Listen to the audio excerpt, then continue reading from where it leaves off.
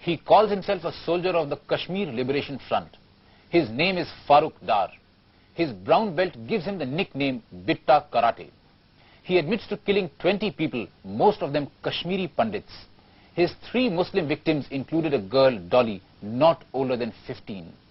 Discussing the murders he committed, did Bitta Karate have any regrets about killing innocent people? I was shocked to find the answer. Here's my report. There was a time when government became a hated word in Kashmir. There was a time when a handful of Kashmiri militants had brought the government down on its knees by merely kidnapping one individual, Rubia Sayyed, daughter of the then Home Minister. There was a time when being a militant was the greatest act of heroism for the youth of Kashmir. In that climate, many lost their heads and many lost even their basic humanity. Bitta Karate was just one such case. He was among the first batches to cross over into Pakistan-occupied Kashmir and came back intent upon breaking this country. Why did he become a terrorist? Local administration हमें बहुत सताया जी local administration ने हमें बहुत सताया इसलिए तंग आकर मैं उसमें गया तो आप हिंदुस्तान के दुश्मन बन गए जी यानी लोकल एडमिनिस्ट्रेशन ने आपको आपकी देखभाल ठीक तरह नहीं की तो आप हिंदुस्तान के दुश्मन बन गए और आपने मासूम लोगों की जानें लेनी शुरू कर दी मासूम लोगों की कहाँ जाने शुरू कर ली कहाँ उनकी जाने ले लिया हमने मुझे ऊपर से हुक्म मिलता था कौन देता था हुक्म इशफाक मजीद वानी Kashmir Liberation Front Area Commander Ishfaq Majid Wani took a willing Bitta Karate across the line of actual control to Pakistan-occupied Kashmir for a 32-day training. The Pakistanis did not trust any one of them. They blindfolded them each time they moved to a different location. तो जो लोग आप पर इतना यकीन भी नहीं करते कि जहां ट्रेनिंग दे रहे हैं वहां आपको आंख पे पट्टी बांध के ले जा रहे हैं हर एक को ले जा रहे हैं हर एक को ले जा रहे हैं हाँ उन लोगों के लिए आप जान तक अपनी जान की बाजी लगाने को तैयार थे नहीं हमारे जहन में उसको क्या था कि हम कश्मीर को अलग करेंगे लिबरेट करेंगे वही हमें मतलब इधर से सिखाते थे जब भी आप किसी का मर्डर करते थे तो क्या हमेशा इशफाक मजीद वानी का ऑर्डर होता तब करते थे या अपनी मर्जी से भी कर सकते थे नहीं अपनी मर्जी से मैं किसी को नहीं मारता था ऊपर से ऑर्डर मिलता था लीडर ऑर्डर देते थे कि अच्छा ऑर्डर दे किसी को मार दो आप मार देते थे हाँ जी चाहे वो कोई भी हो अगर वो कहता कि अपने सगे भाई को जान से मार डालो जी मैं मार देता अगर वो कहता अपनी माँ को जान से मार डालो मैं तो मार देता तो ये तो गुलामी से भी बदतर हालत हो गई आपकी नहीं गुलामी कहाँ मैंने कहा ना पहले हम जब ज्वाइन करता है कोई लड़का ज्वाइन होने से पहले वो हाल पटवाते हैं ये काम है अगर नहीं है तो आप जा सकते हैं working for the KLF Bitta Karate was so completely blinded by his anti-national sentiment that he had no hesitation in killing absolutely innocent people. नहीं मासूम नहीं है मतलब वो बेगुनाहों को नहीं मारते उसको मतलब नहीं लेकिन आपको तो नहीं मालूम कि वो आदमी मासूम है कि गुनाहगार है नहीं आपको हुक्म दिया कि मार डालो आपने मार डाला He is not one of the most dreaded terrorists but he was a compulsive killer and we were after him for a long time because he committed some very gruesome murders in front of women and children and things like that. अच्छा आपने कितने लोगों की जानें ली मुझे याद नहीं कितने लोग यानी आपने इतने सारे लोग मार डाले कि आपको ये भी नहीं याद कि आपने कितने लोग मार डाले 10-12 हमारे होंगे 10-12 की 20 अब 20 ही लगा 20 ही मारे सारे के सारे कश्मीरी पंडित थे कि कोई मुसलमान भी थे उसमें मुस्लिम थे उसमें कितने मुस्लिम कितने कश्मीरी पंडित थे ज्यादा कश्मीरी पंडित थे जी क्यों ऐसा क्यों ऊपर से ऑर्डर मिलता था मैंने कहा अच्छा पहला जिस आदमी को पहले आपने जान से मारा वो कौन था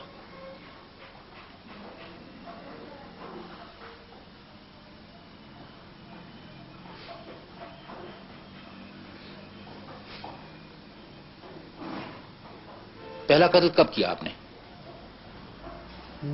पहला कत्ल कब किया आपने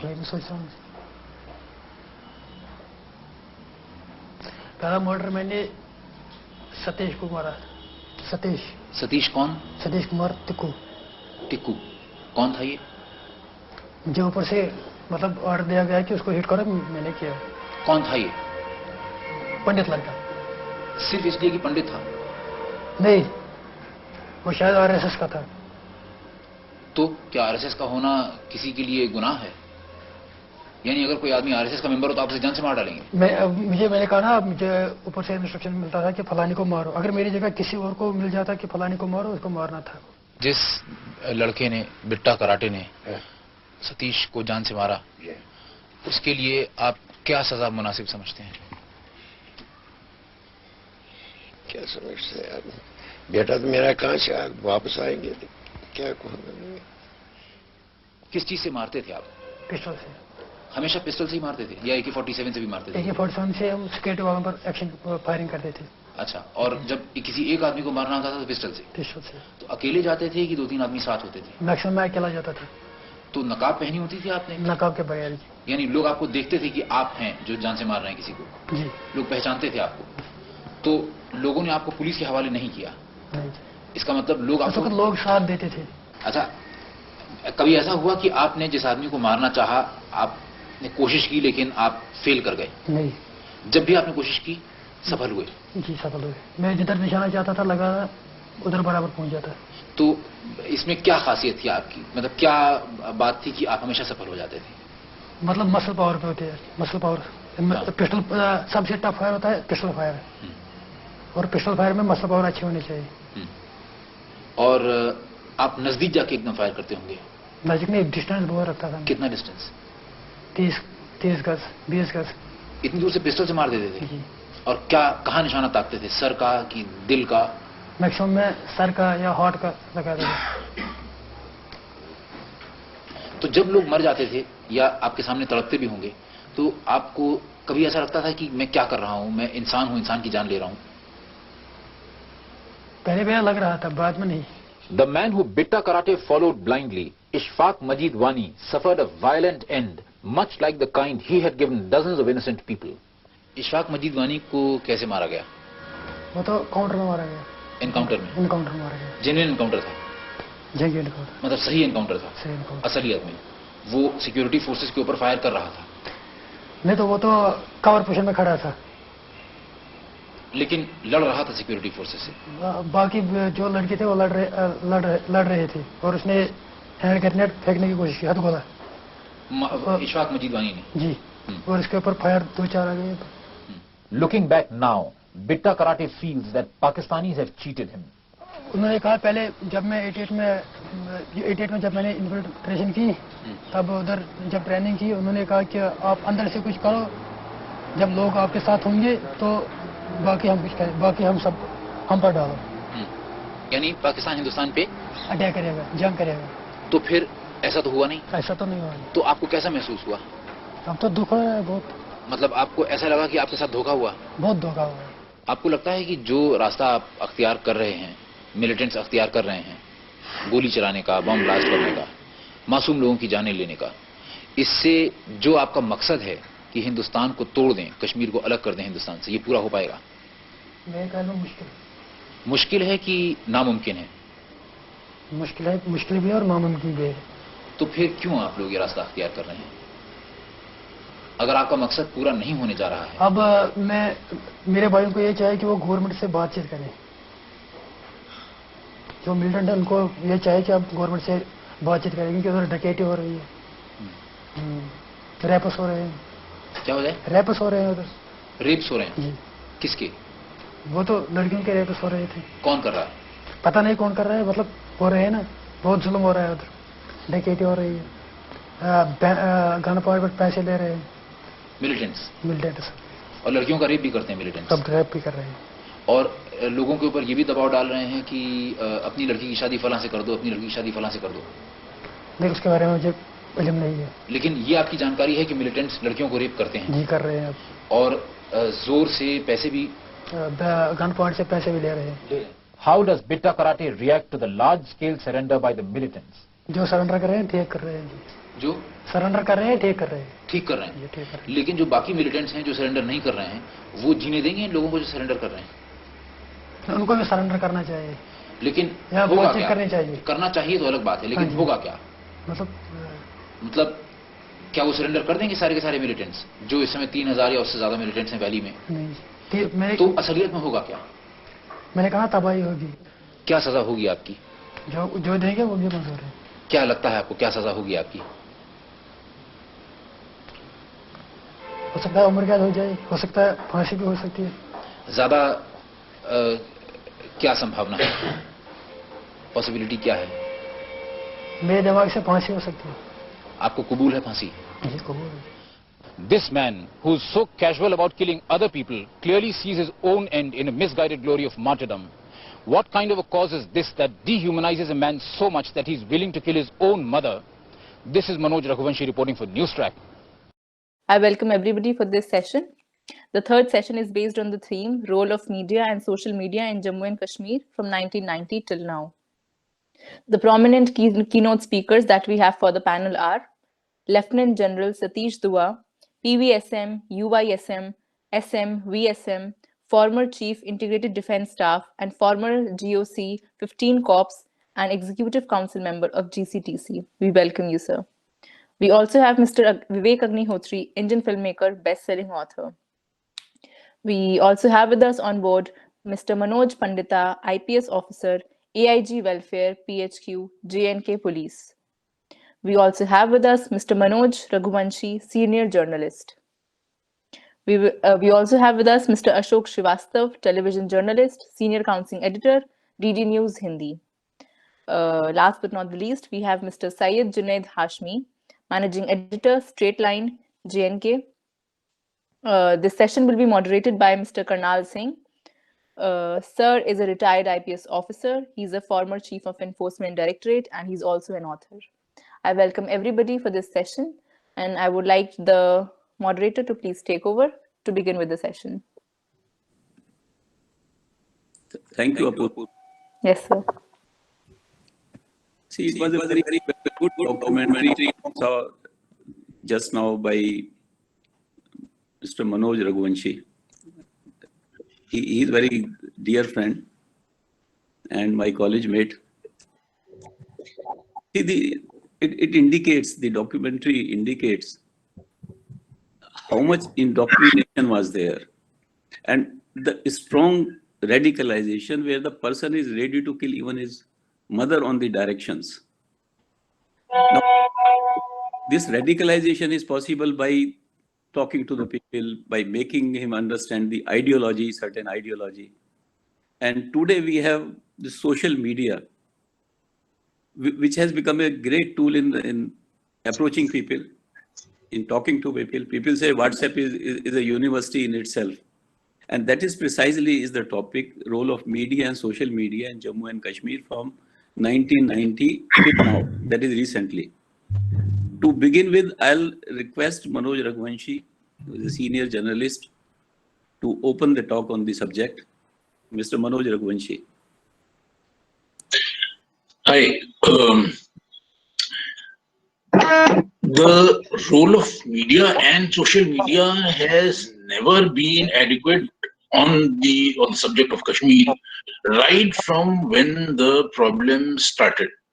I was the first journalist to do a story on Kashmir, which was the lead story of July '89 of Newstrack, India Today's television video cassette.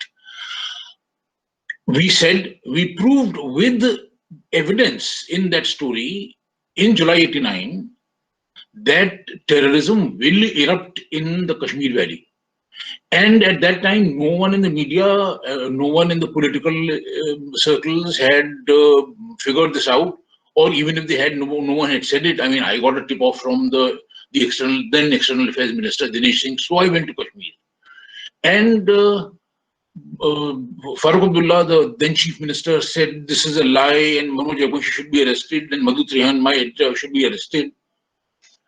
Then we actually had the kidnapping of Rubaiya Sayyed on the 8th of December 1918, the same year, 5 months later. And it was the announcement of terrorism in the valley. The next month, Kashmiri Pandits were forced into this exodus, of which is the 31st anniversary is today. And this Bitta Karate interview came in 1991. By that time, there was a turning point.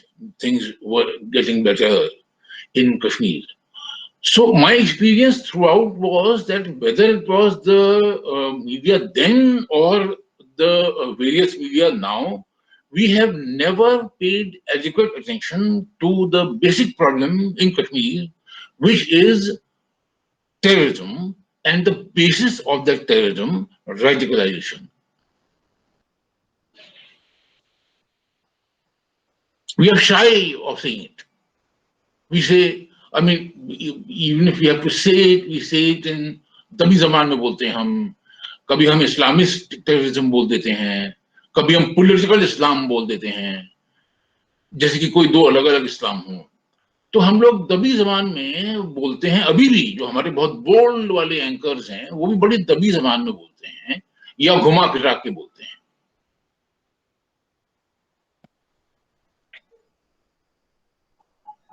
That is what is my basis, Colonel.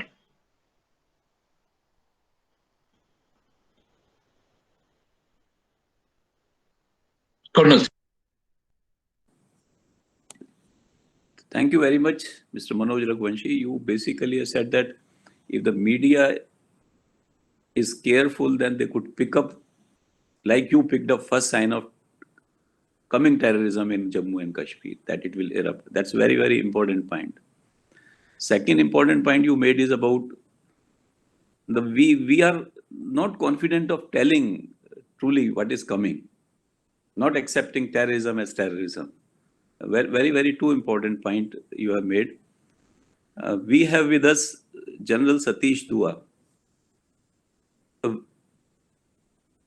extraordinarily decorated officer, having immense knowledge. He had been former Chief of Integrated Defense Staff and former GOC. He is also member of Executive Council of GCTC. I'll request him to say something about on this topic, on this subject. Thank you, Mr. Karnal Singh, and Jai Hind, everybody. It's a solemn occasion today. We are, commemorating the 31st anniversary of a sad event.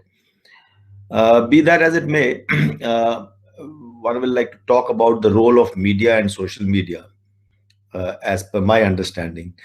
Mr. Raghuvanshi, put it very succinctly today. And let me say, when he was talking of the times that he was talking of initially, it was role of media. Today, social media has become equally important, if not overtaken, media. And I would say that both are strongly linked. So whenever I talk about media or social media, I can use it interchangeably, or sometimes when you say one, you mean the other also. Both of these are very powerful tools today. They shape our perceptions. They incite or guide the actions of individuals or groups. They even help in coordinating the actions of individuals or groups. Whether you take the Jasmine Revolution a decade ago, or the latest happenings, let's say in the US, whether it was elections or the shameful riots that took place earlier this month in Washington. Social media here, more than media, has had a big role to play in all these things. Let us also see, how successfully the ISIS has used the power of internet and social media. It's from a wrong end, but we must learn the right lesson out of it. So similarly, there has been a very powerful interplay of media and social media in the Kashmir imbroglio. We know that extremism is filling the cognitive domain through victimhood, trauma, memories, events, and recordings. And it is the media and social media that play an important role in distribution of the folklore, the myth, the propaganda, etc. They create, such sort of rhetoric. They create social sanctity for aggressive rhetoric. Why does, for instance, media or social media, why do they only bring out negative stories? There are several positives to be covered from J&K, from Kashmir as well. The Kashmiri youth, thankfully the numbers are dropping, but the Kashmiri youth are being indoctrinated to become irrational. And irrationality does not care if means justify the ends or not. We just saw this recording that was played. What Bitta Karate said, he was being irrational. But now that is the kind of irrationality that is done, is fostered by such propaganda and folklore that is being propagated essentially through these tools of media, social media. Let me break it down. There were to J&K, to Kashmir, more relevant now as it is nowadays. There are three aspects to use of media and social media in J&K. Firstly, as a force multiplier. Secondly, as a communication tool to mobilize. And third, as a tool for radicalization. Let me take them one by one. What do I mean by force multiplier? If you remember, till about 7-8 years ago, whenever somebody, the youth, youngsters got around to waving a Pakistani flag or a black flag, quite often it was done after the weekly Friday prayers, because there was a congregation there. They would cover their face. एक नकाब पहन के आते थे और झंडे फहराते थे दूर से ताकि पहचाने न जाए. In 2015, they changed all that. Suddenly, we found 10 young Kashmiri youth holding their AK rifles, and they posted a picture of themselves on the Facebook with their names, with their full identities. That was a paradigm shift, a turning point. तो कहाँ तो एक तरफ से पहले नकाब पहनते थे, अब अपना नाम, and they're putting it across in the public domain. They used the power of social media. And why do I use the word as a force multiplier?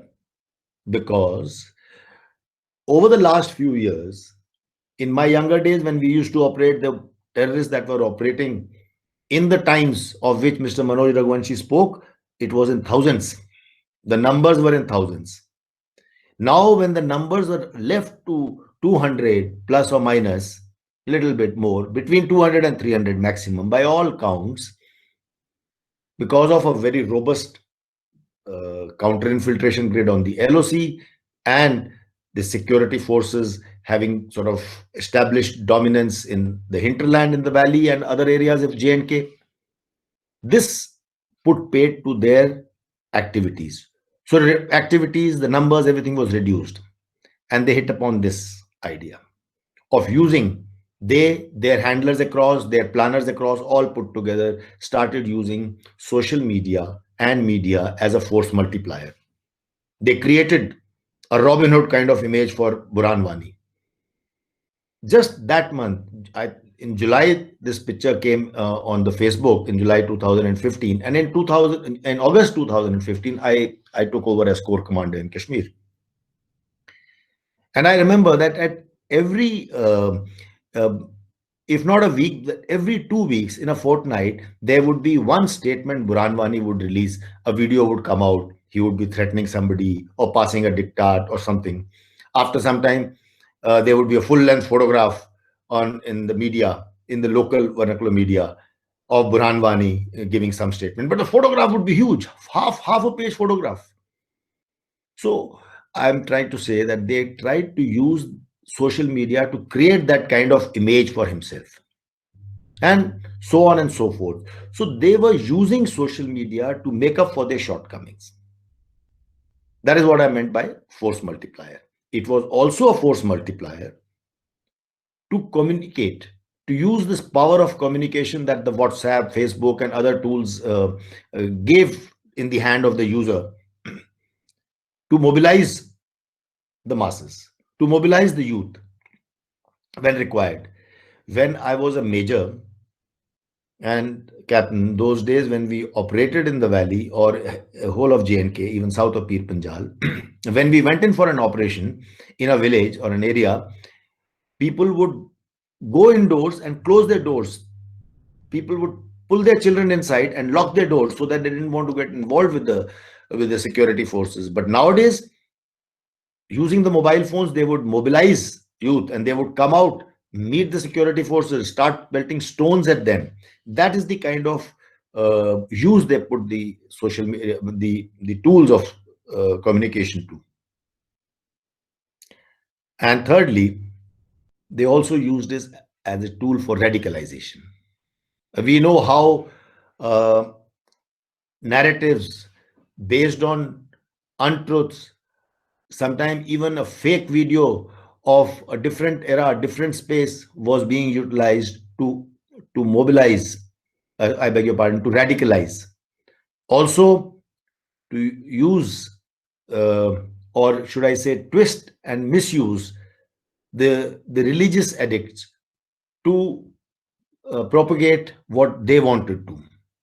And radicalization in the name of religion, like Mr. Raghuvanshi also brought out very nicely, he says, this is whether you call it political Islam or you call it some, are there different kind of Islam? So are we, for whatever reason, they have used religion, misused religion to radicalize the youth.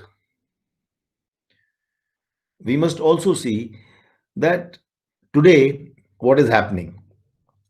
Realizing the potential of media and social media, others are jumping into the fray. When I say others, I am not only talking about the Pakistan, the deep state, the vested interests of the separatists on both sides, but look at China is helping them. Look at Turkey, for example. Turkey is openly supporting, for a very different reason. They have their own ends to meet, and the present dispensation in Turkey is actually lobbying in the Western capitals in the world, talking about Kashmir, because they are looking at a very big, a very sizable chunk of vote bank in the Islamist world over here. They see it like this. So they are jumping into fray. What do we do? I think it is imperative for us to grasp, to understand the power and the inevitability of it. We cannot close our eyes and think that it will pass. It won't. Information warfare, and it is full-blown information warfare, mind you. It is not just some WhatsApp storm that is going to blow over. It is not a Facebook thing that there is an election and it will blow over. It is full-fledged information warfare, and information warfare, which even China talks about, they call it informationized warfare, is no longer an adjunct to the kinetic war. When I say kinetic war, we are talking of missiles and guns and aircrafts and ships. Information warfare is no longer an adjunct, as I was saying. It is a full-fledged warfare by itself. Where do we go from here? So before I end, I will make a couple of suggestions. I think the state, and when I say state, I mean the center and state put together, the country. The national narrative needs to be built around some positive. See, the other side, the deep state, has the vested interest, the separatists, the terrorists. They have built a narrative based on hate, on negativity. They have radicalized the youth by preying on their fears of the people, made false promises, whether it's to do with Jannat or Hooz or better days in I beg your pardon, with Pakistan or in Azadi. We need to create a national narrative that should be created around the positives that are tangible, like jobs, opportunities, good administration, industry, grassroots empowerment, recreational outlets like sports and cultural enrichment. All organs of the government need to work in unison. Today, we are sadly lacking behind in this psychological warfare. There is a need to coordinate these efforts. My suggestion is, and I have written an article also in the print last month, my suggestion is that Army can be very effective at coordinating and taking the lead role in this information warfare.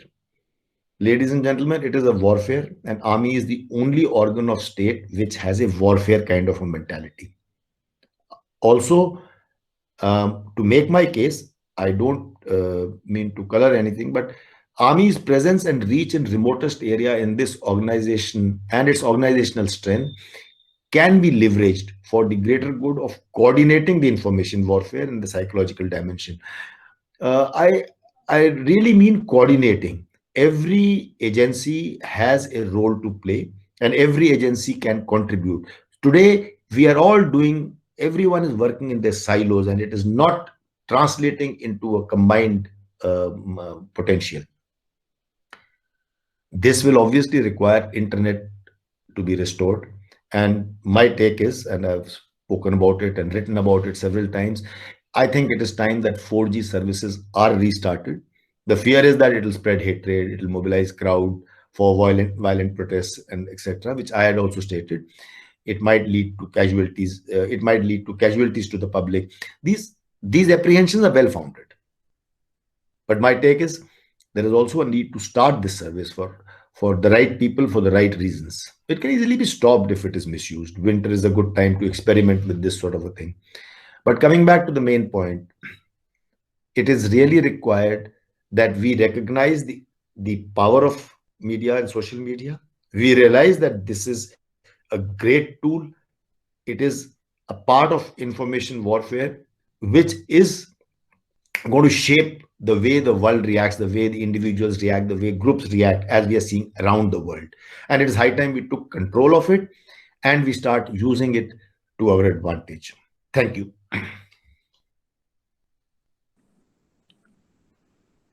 Thank you, sir. The very, very important points you made. The first being that media creates perception. And the perception is more real than the reality, actually. You also mentioned about the propaganda can be done through it. The folklores can be narrated on this. And particularly you mentioned about the three aspects in Jammu and Kashmir: the force multiplier, communication, and tools of radicalization. And very important has been explained about how some of the countries in the world, like Turkey, can use this as a vote bank politics. So your suggestions about national narrative to build up, all the agencies should work in unison. We should leverage the army strength, and finally the restoration of internet. They're very, very good suggestions. Thank you very much. Now I request Mr. Vivek Agnihotri, Indian filmmaker, and he has written a very good book on the urban Naxals. I happen to read that book, the excellent book. I'll request him to speak on the topic on social media.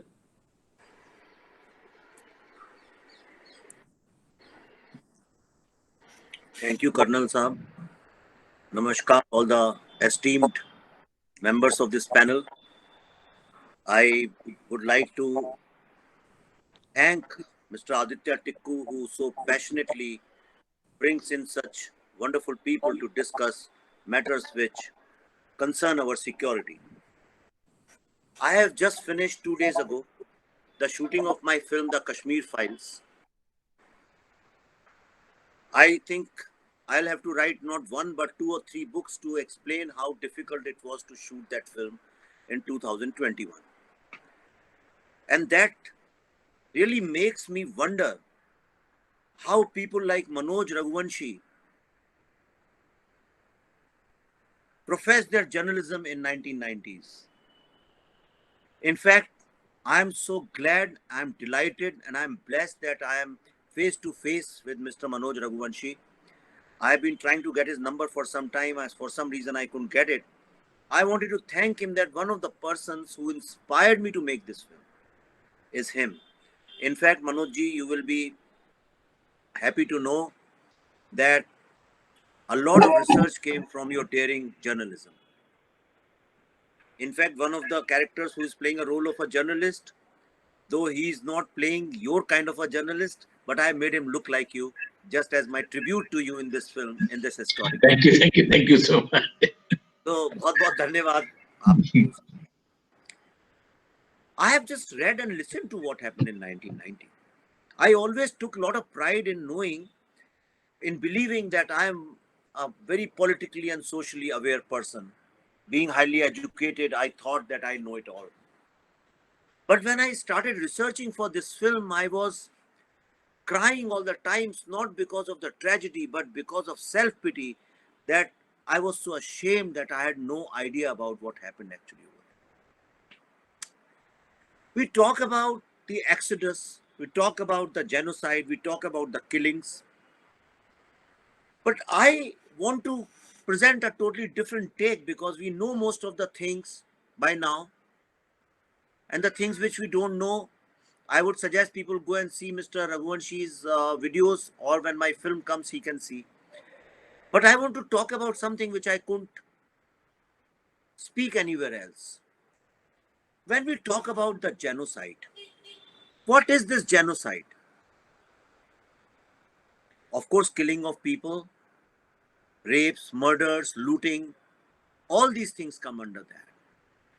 But I believe art, literature is the soul of any society. A society without culture is nothing.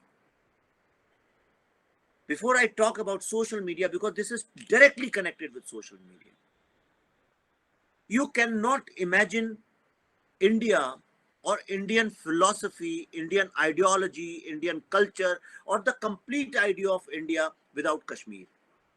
Let's start with the basic. Panchtantra, it came from Kashmir.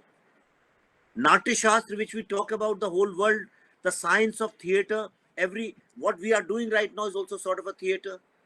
Every movie you take, the Netflix you watch, that science, Natya Shastra, it came from there. Ayurveda, yoga, Patanjali, it came from there. Musicology, it came from there. One of the greatest literary figures of the universe, Kalidas, came from there. Abhinav Gupta from there. Musicology, medical science, mathematics, you name it, architecture, aesthetics. The scholars and the experts of every single possible field were in Kashmir. And that's why they are called Pandits also. A lot of people like to dispute it, but the Pandit, anybody who traveled from India for higher studies, for the highest knowledge, stayed back over there, he became a Pandit of that subject.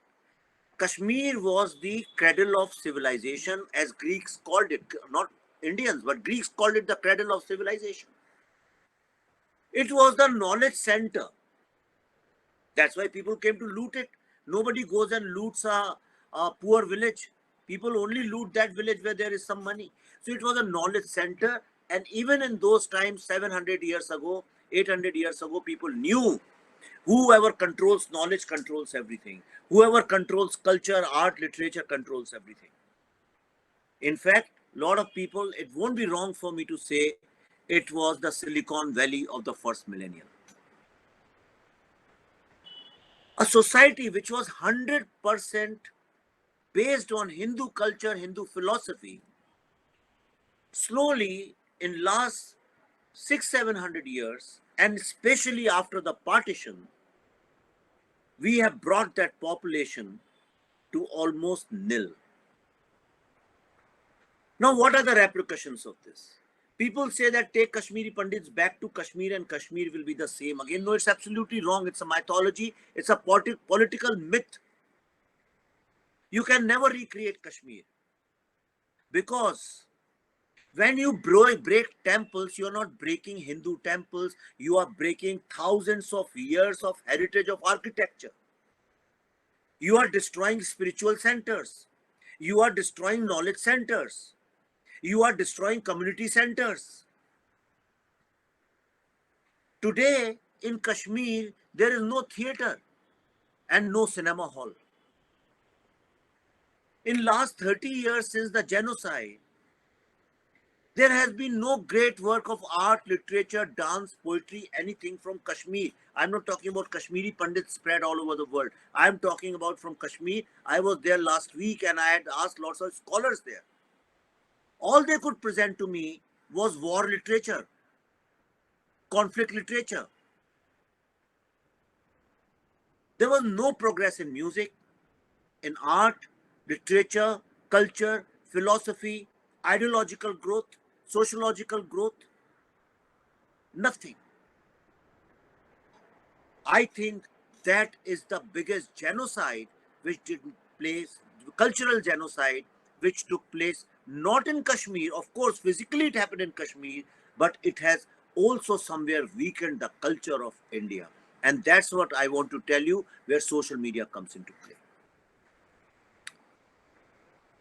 Because in our education system, we do not ever teach the value of Kashmir in the evolution of Indian culture, the culture which is the soul of this society. And when that soul is weakened, your security also gets weakened. Because the integrity of people, the geographical and cultural and spiritual, emotional integrity of the people gets broken, gets shattered, becomes weak. When the social media came in, we thought that by writing about all these things on social media, we are doing great service to Kashmir, but we did not realize that how these terrorists, aided by Pakistan and other enemies of India, have created a total world of social media which we are not even aware of even in 2021. For example, all of us know about Facebook. Now Kashmir has its own cash book, KASH cash book. That is the underbelly. I was told by the Director General of Police that the fastest communication system exists in Kashmir in the whole world. You step at Kashmir airport, in 5 minutes the entire valley knows that you've stepped and what's your plan. Today, narco-terrorism is taking place through the deep web of the dark web of Kashmir. Kashmir, these young generation which was born after 1990 and which have no connect with the culture, overall integrated culture of India, these people have grown up to believe that Kashmir has 4 or 5 neighbors like Afghanistan, Pakistan, and India. They have no idea, despite the spread of social media, that they are part of India, and they believe it because their own local social media network is so strong, thought. And which is why the role of social media today cannot just jingoistic, cannot be just hyper outrage. It has to be more educational. I think it is the onus on us, also our government of the day, and the whole lot of cultural bodies. Through social media, we use it to reinstate the lost cultural power in Kashmir. And I'll tell you how it can be done. It cannot be done only by repeating the sad, tragic stories. We should use social media to educate the Kashmiri youth today, to make them understand that they have no future and no present without being emotionally, spiritually, and culturally connected, integrated with India. And this can be done by telling them, educating them how they integrate with India, they can economically become more strong. One question I asked every single youth when they were talking about free Kashmir and independent Kashmir was that how will they make money? And their answer, because their tourism is also going to depend on India. And they have no answer. They don't know. There is such a big void. There is such a big void. They want to belong somewhere. It's like an orphan child who wants to belong to some family. And I see this as the greatest of the opportunities which has occurred in the last 30 years, that with social media, every single Indian can try and bring them back to the mainstream thinking and understand that they have no future without India on the economic front, on the social front, on the cultural front. Now, education, post Article 370, abrogation of Article 370, there's another problem which Kashmir is facing now. That earlier their young boys and girls used to come to India to study. Whatever happens, at least 1%, 2%, they saw the world differently and they understood the relationship with us. But now they've stopped coming in. I think the only mode of communication which can be there, like before me, the speaker was talking, can be social media. But unfortunately, social media, we are not, see, the social media they are using is their internal things which they have created on internet.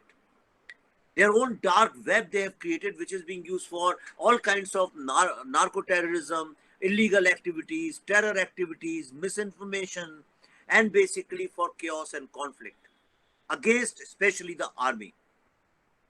Now, what if we reinstate 4G there and we try to develop it as far as communication is concerned and channelize most of our communication towards Kashmir, which is possible today in the world of technology through algorithms, and make them understand that without integrating on all fronts with India, they have no future. This is my little understanding, what I could gather. So if I have to divide Kashmir, I would divide it in three parts. There are three different generations which are living in Kashmir. Generation number one, which believes that partition never ended in Kashmir. And truly so. And truly so. Because for these old people, the partition has never ended. Kashmir has regularly been in turmoil. And these are the people who are most vocal against the sinister politics of Abdullahs and Muftis and everybody practically. I think it's important to listen to these people and help them make some impact. Now, the second generation is the confused generation and actually the most dangerous generation, which is post-70s, post-emergency period, people who, like Yasin Malik and all people who actually participated in militancy, in terrorism, and influenced a whole lot of people. So all these 45, 50-year-old people, I call them the most dangerous generation because they are the ones who keep igniting this hatred, this terrorism, and they are the ones who influence, motivate, and inspire the younger lot. Then the third part of the generation is all those who are born post-90. Now, I have little empathy for them, despite I know it's not a very popular thought, but I have a lot of empathy for these people. Because most of them have never met any Hindu in their neighborhoods. They have never seen any Hindu custom. They have never seen anything which is we can call Indian. By the time they were born in 91, 92, all the Hindus were out. Nobody would ever utter a word Hindu. No mention of Shiva. No mention of Sharda, the Saraswati. No Indian festivals. Nothing. The attire, food, costume, nothing. They have seen nothing. They have grown up in a void. They have grown up when the 5 times azan is playing everywhere. On all their radios, it's always the Islamic sermons are going on. From 90s, they have believed that Pakistan is their friend, India is their enemy.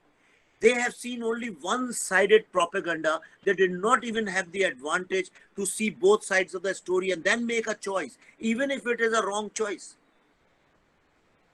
So they have grown up with absolute absence of knowledge, information, and today we are not helping.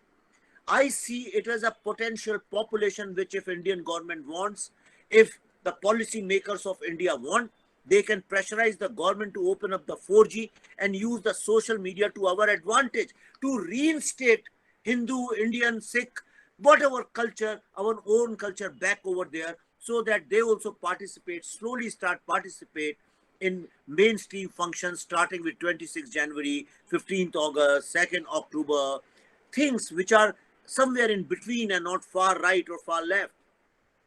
I think that is how we can bring Kashmiri youth into back into the main fold.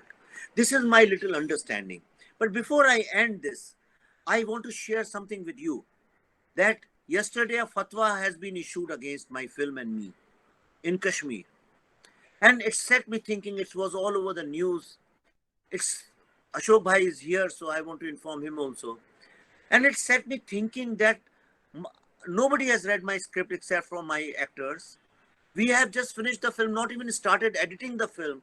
Who are these people who are issuing fatwa against me? Then I figured out it was triggered because in the light mood, I had invited some people for a Wazwan dinner to my hotel in Kashmir, in the Lalit Hotel. And since I'm a vegetarian, so I asked the chef to make some vegetarian food for me. He said, sir, it's very difficult to get a vegetarian dish in Wazwan. Earlier it used to be. When the Kashmiri Hindus were there, nadru and palak and 3-4 dishes they would serve in Wazwan. But now it has become 100% non-vegetarian. So I insisted. So he made one vegetarian thali for me, which was not really Wazwan, but it looked like that. So in a light mood, I just posted that it is impossible to get vegetarian Wazwan in Kashmir, but since I am here, so change is going to take place. Now that created so much of outrage and uproar, and they thought that I am interfering and changing their culture. Now that brought tears to my eyes because it is so sad. The mention of the word vegetarian makes them think that Indians are taking over their culture without realizing that for thousands of years since the existence of Kashmir, Kashmiri Pandits have cooked some exotic vegetarian food. Now from the culinary landscape of Kashmir, we have totally deleted, omitted, destroyed, demolished the vegetarian word. This is the danger which is facing Kashmir. And it is a very, very sad thing. They have issued a fatwa against me, which I will fight. That is my fight. I'll see what has to be done. But I would like to appeal to all the young people of India, all the influencers and all the media personnel like Ashok Bhai and Aditya to keep talking about how to reinstate our culture back in Kashmir. That would be the real answer to genocide. Only when there is a cultural cohesiveness, the cultural ecosystem existing, then only Kashmiri Pandits can go back. Then only a Vivek Agnihotri can go back and make a film over there. Then only we can talk about Kashmir being part of us. Unless and until that happens, everybody's life is threatened because of these really, really dangerous Islamic terrorists. Since until that happens, there will be more and more fatwas issued against many Vivek Agnihotris and against the Kashmiri files. So I think the onus is on all of us to use social media to our advantage rather than creating more conflict. Thank you. Namaskar. Jai Hind. Thank you, Mr. Vivek Agnihotri. You brought totally new light into this discussion. And it is really thought-provoking. The Kashmir rich cultural heritage, the cradle of civilization, the knowledge center, which it used to be. And you mentioned a number of great people which have come from this place. And genocide has destroyed not only the people, but the cultural heritage. And we need to restore it. And you also mentioned that mere mention of restoring it in the form of vegetarianism has led to so much hue and cry against your coming movie. Certainly we need to do that. You also mentioned that social media can be used to rejuvenate the culture. We can teach the young generation. And you are also given the solutions for 3 generations, the old generations, the mid generations, and the post-90 born. Really, it is thought-provoking, and one has to think over about the cultural rejuvenation of Kashmir. Thank you very much. I'll now request Mr. Ashok Shrivastava. He's a television journalist, senior consulting editor of Daily Doordarshan News Hindi. He is a very knowledgeable person. I'll request him to speak on the social media topic. Thank you.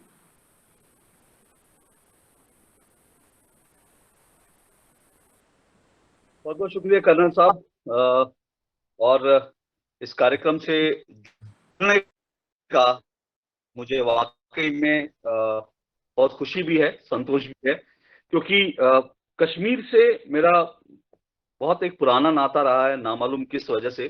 कई लोग कहते हैं कि, कुछ लोग ये बताते हैं कि भाई जो श्रीवास्तव हैं वो दरअसल ओरिजिनली श्रीनगर के हैं, इसीलिए श्रीवास्तव होता है। मुझे नहीं मालूम ये कितना सच है, लेकिन कश्मीर से मेरा एक हमेशा भावनात्मक रिश्ता रहा, और खास करके इसलिए भी रहा क्योंकि जब मैं स्कूल कॉलेज में था तो कश्मीरी परिवार के साथ ही मेरा जो है मेरी जो अपब्रिंगिंग है एक कश्मीरी परिवार के साथ, और वो परिवार भी कोई और नहीं बल्कि पद्मश्री जो जवाहरलाल कौल जी हैं उनके परिवार के साथ, क्योंकि उनके पिताजी जवाहरलाल जी और मेरे पिताजी बहुत अच्छे मित्र थे, एक साथ रहते थे। तो मुझे कश्मीर के साथ, कश्मीरियों के साथ बहुत लंबा अरसा बिताने को मिला, इसलिए भावनात्मक रिश्ता तो है।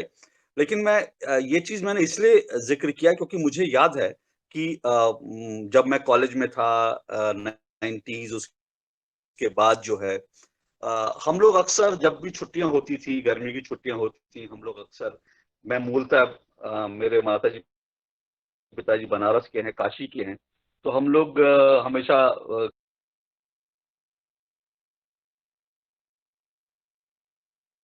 जो मेरे मित्र हैं जवाहरलाल जी के जो बेटे हैं वो मेरे, हम लोग साथ साथ ही पले बड़े। तो मुझे बड़ा अजीब लगता था कि मैं देखता था कि जो कश्मीरी परिवार हैं उनके बच्चे जो हैं अपने दादा और नाना के घर जो है वो जाते नहीं है, छुट्टियों में भी नहीं जाते। मैंने इस घटना का जिक्र इसलिए किया क्योंकि मुझे ये चीज इसलिए बड़ी चुभती रही, और आज खास करके ज्यादा चुभती है क्योंकि 90s में जब ये सब कुछ हुआ, उस समय जब मैं स्टूडेंट था, लेकिन स्टूडेंट होने के बावजूद मैं अखबारों को और मीडिया को बहुत हद तक फॉलो करता था। मैंने थोड़ा बहुत अखबारों के लिए फ्रीलांसिंग भी मैंने कॉलेज में आके शुरू कर दी थी, लेकिन मुझे याद नहीं कि अखबारों में और मीडिया में जो कश्मीरी पंडितों के साथ जो नरसंहार हुआ उस पर इतनी लेस रिपोर्टिंग हुई, उस पर इतना कम कुछ लिखा गया, उसकी जानकारी इतनी कम दी गई कि मेरे जैसा जो कि मीडिया को लेकर और खबरों को लेकर बड़ा जागरूक रहता था, उसको भी बहुत जानकारी कश्मीर को लेकर नहीं मिली। अभी विवेक जी बात जिक्र कर रहे थे, फिल्म का बात कर रहे थे, और इसमें कोई दो राय नहीं, मीडिया, फिल्म, ये सब चीजें जो है, साहित्य, संस्कृति, इनका बहुत बड़ा भूमिका होती है।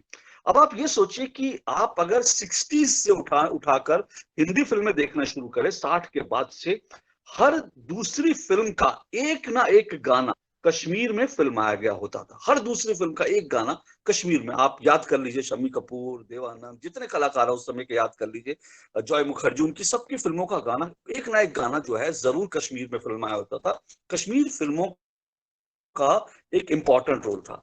लेकिन 30 साल से ज्यादा हो गए, 3 दशक हुए कश्मीरी पंडितों का नरसंहार हुए, एक फिल्म जो है, एक फिल्म अगर इसके ऊपर बनी हो, आप याद कीजिए, जो बॉलीवुड, जो मीडिया के लोग हर दूसरे दिन कश्मीर भागते थे, वहां फिल्में बनाते थे, उन्होंने कश्मीरी पंडितों के नरसंहार पर एक फिल्म नहीं बनाई। उसको 30 साल लग गए, और 30 साल बाद भी जो एक फिल्म बनी, हम जानते हैं विधु विनोद चोपड़ा की, मैं उसमें ज्यादा नहीं जाऊंगा, उसको लेकर तमाम तरह के विवाद हुए, और अब विवेक जी इस पर फिल्म बना रहे हैं, और उम्मीद ये की जा रही है कि, मैं कम से कम उम्मीद कर रहा हूं कि वो फिल्म जो है उसमें ना विवाद होगा, उस विवाद ये नहीं होगा, और उसमें जो सच होगा वो सच जो है, वास्तव में जो चित्रण है कश्मीरी पंडितों का, जो दर्द है उसका सही जो है चित्रण होगा, ऐसा मुझे लगता है।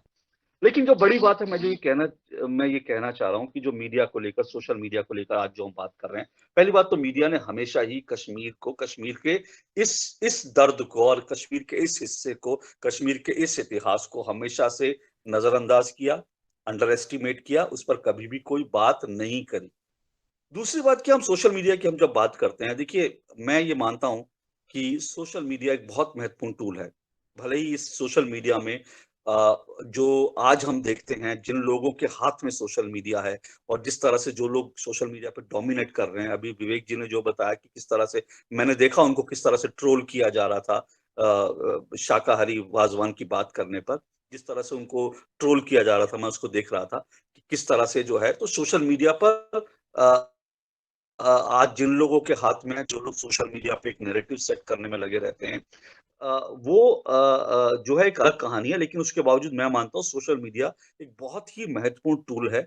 और दुख इस बात का है कि हम लोग अभी तक सोशल मीडिया पर भी कश्मीरी जो पंडित हैं उनके दर्द की कहानी सोशल मीडिया पर भी ठीक से आज तक बता नहीं पाए हैं। ये क्यों हो रहा है, ये हमें सोचना है।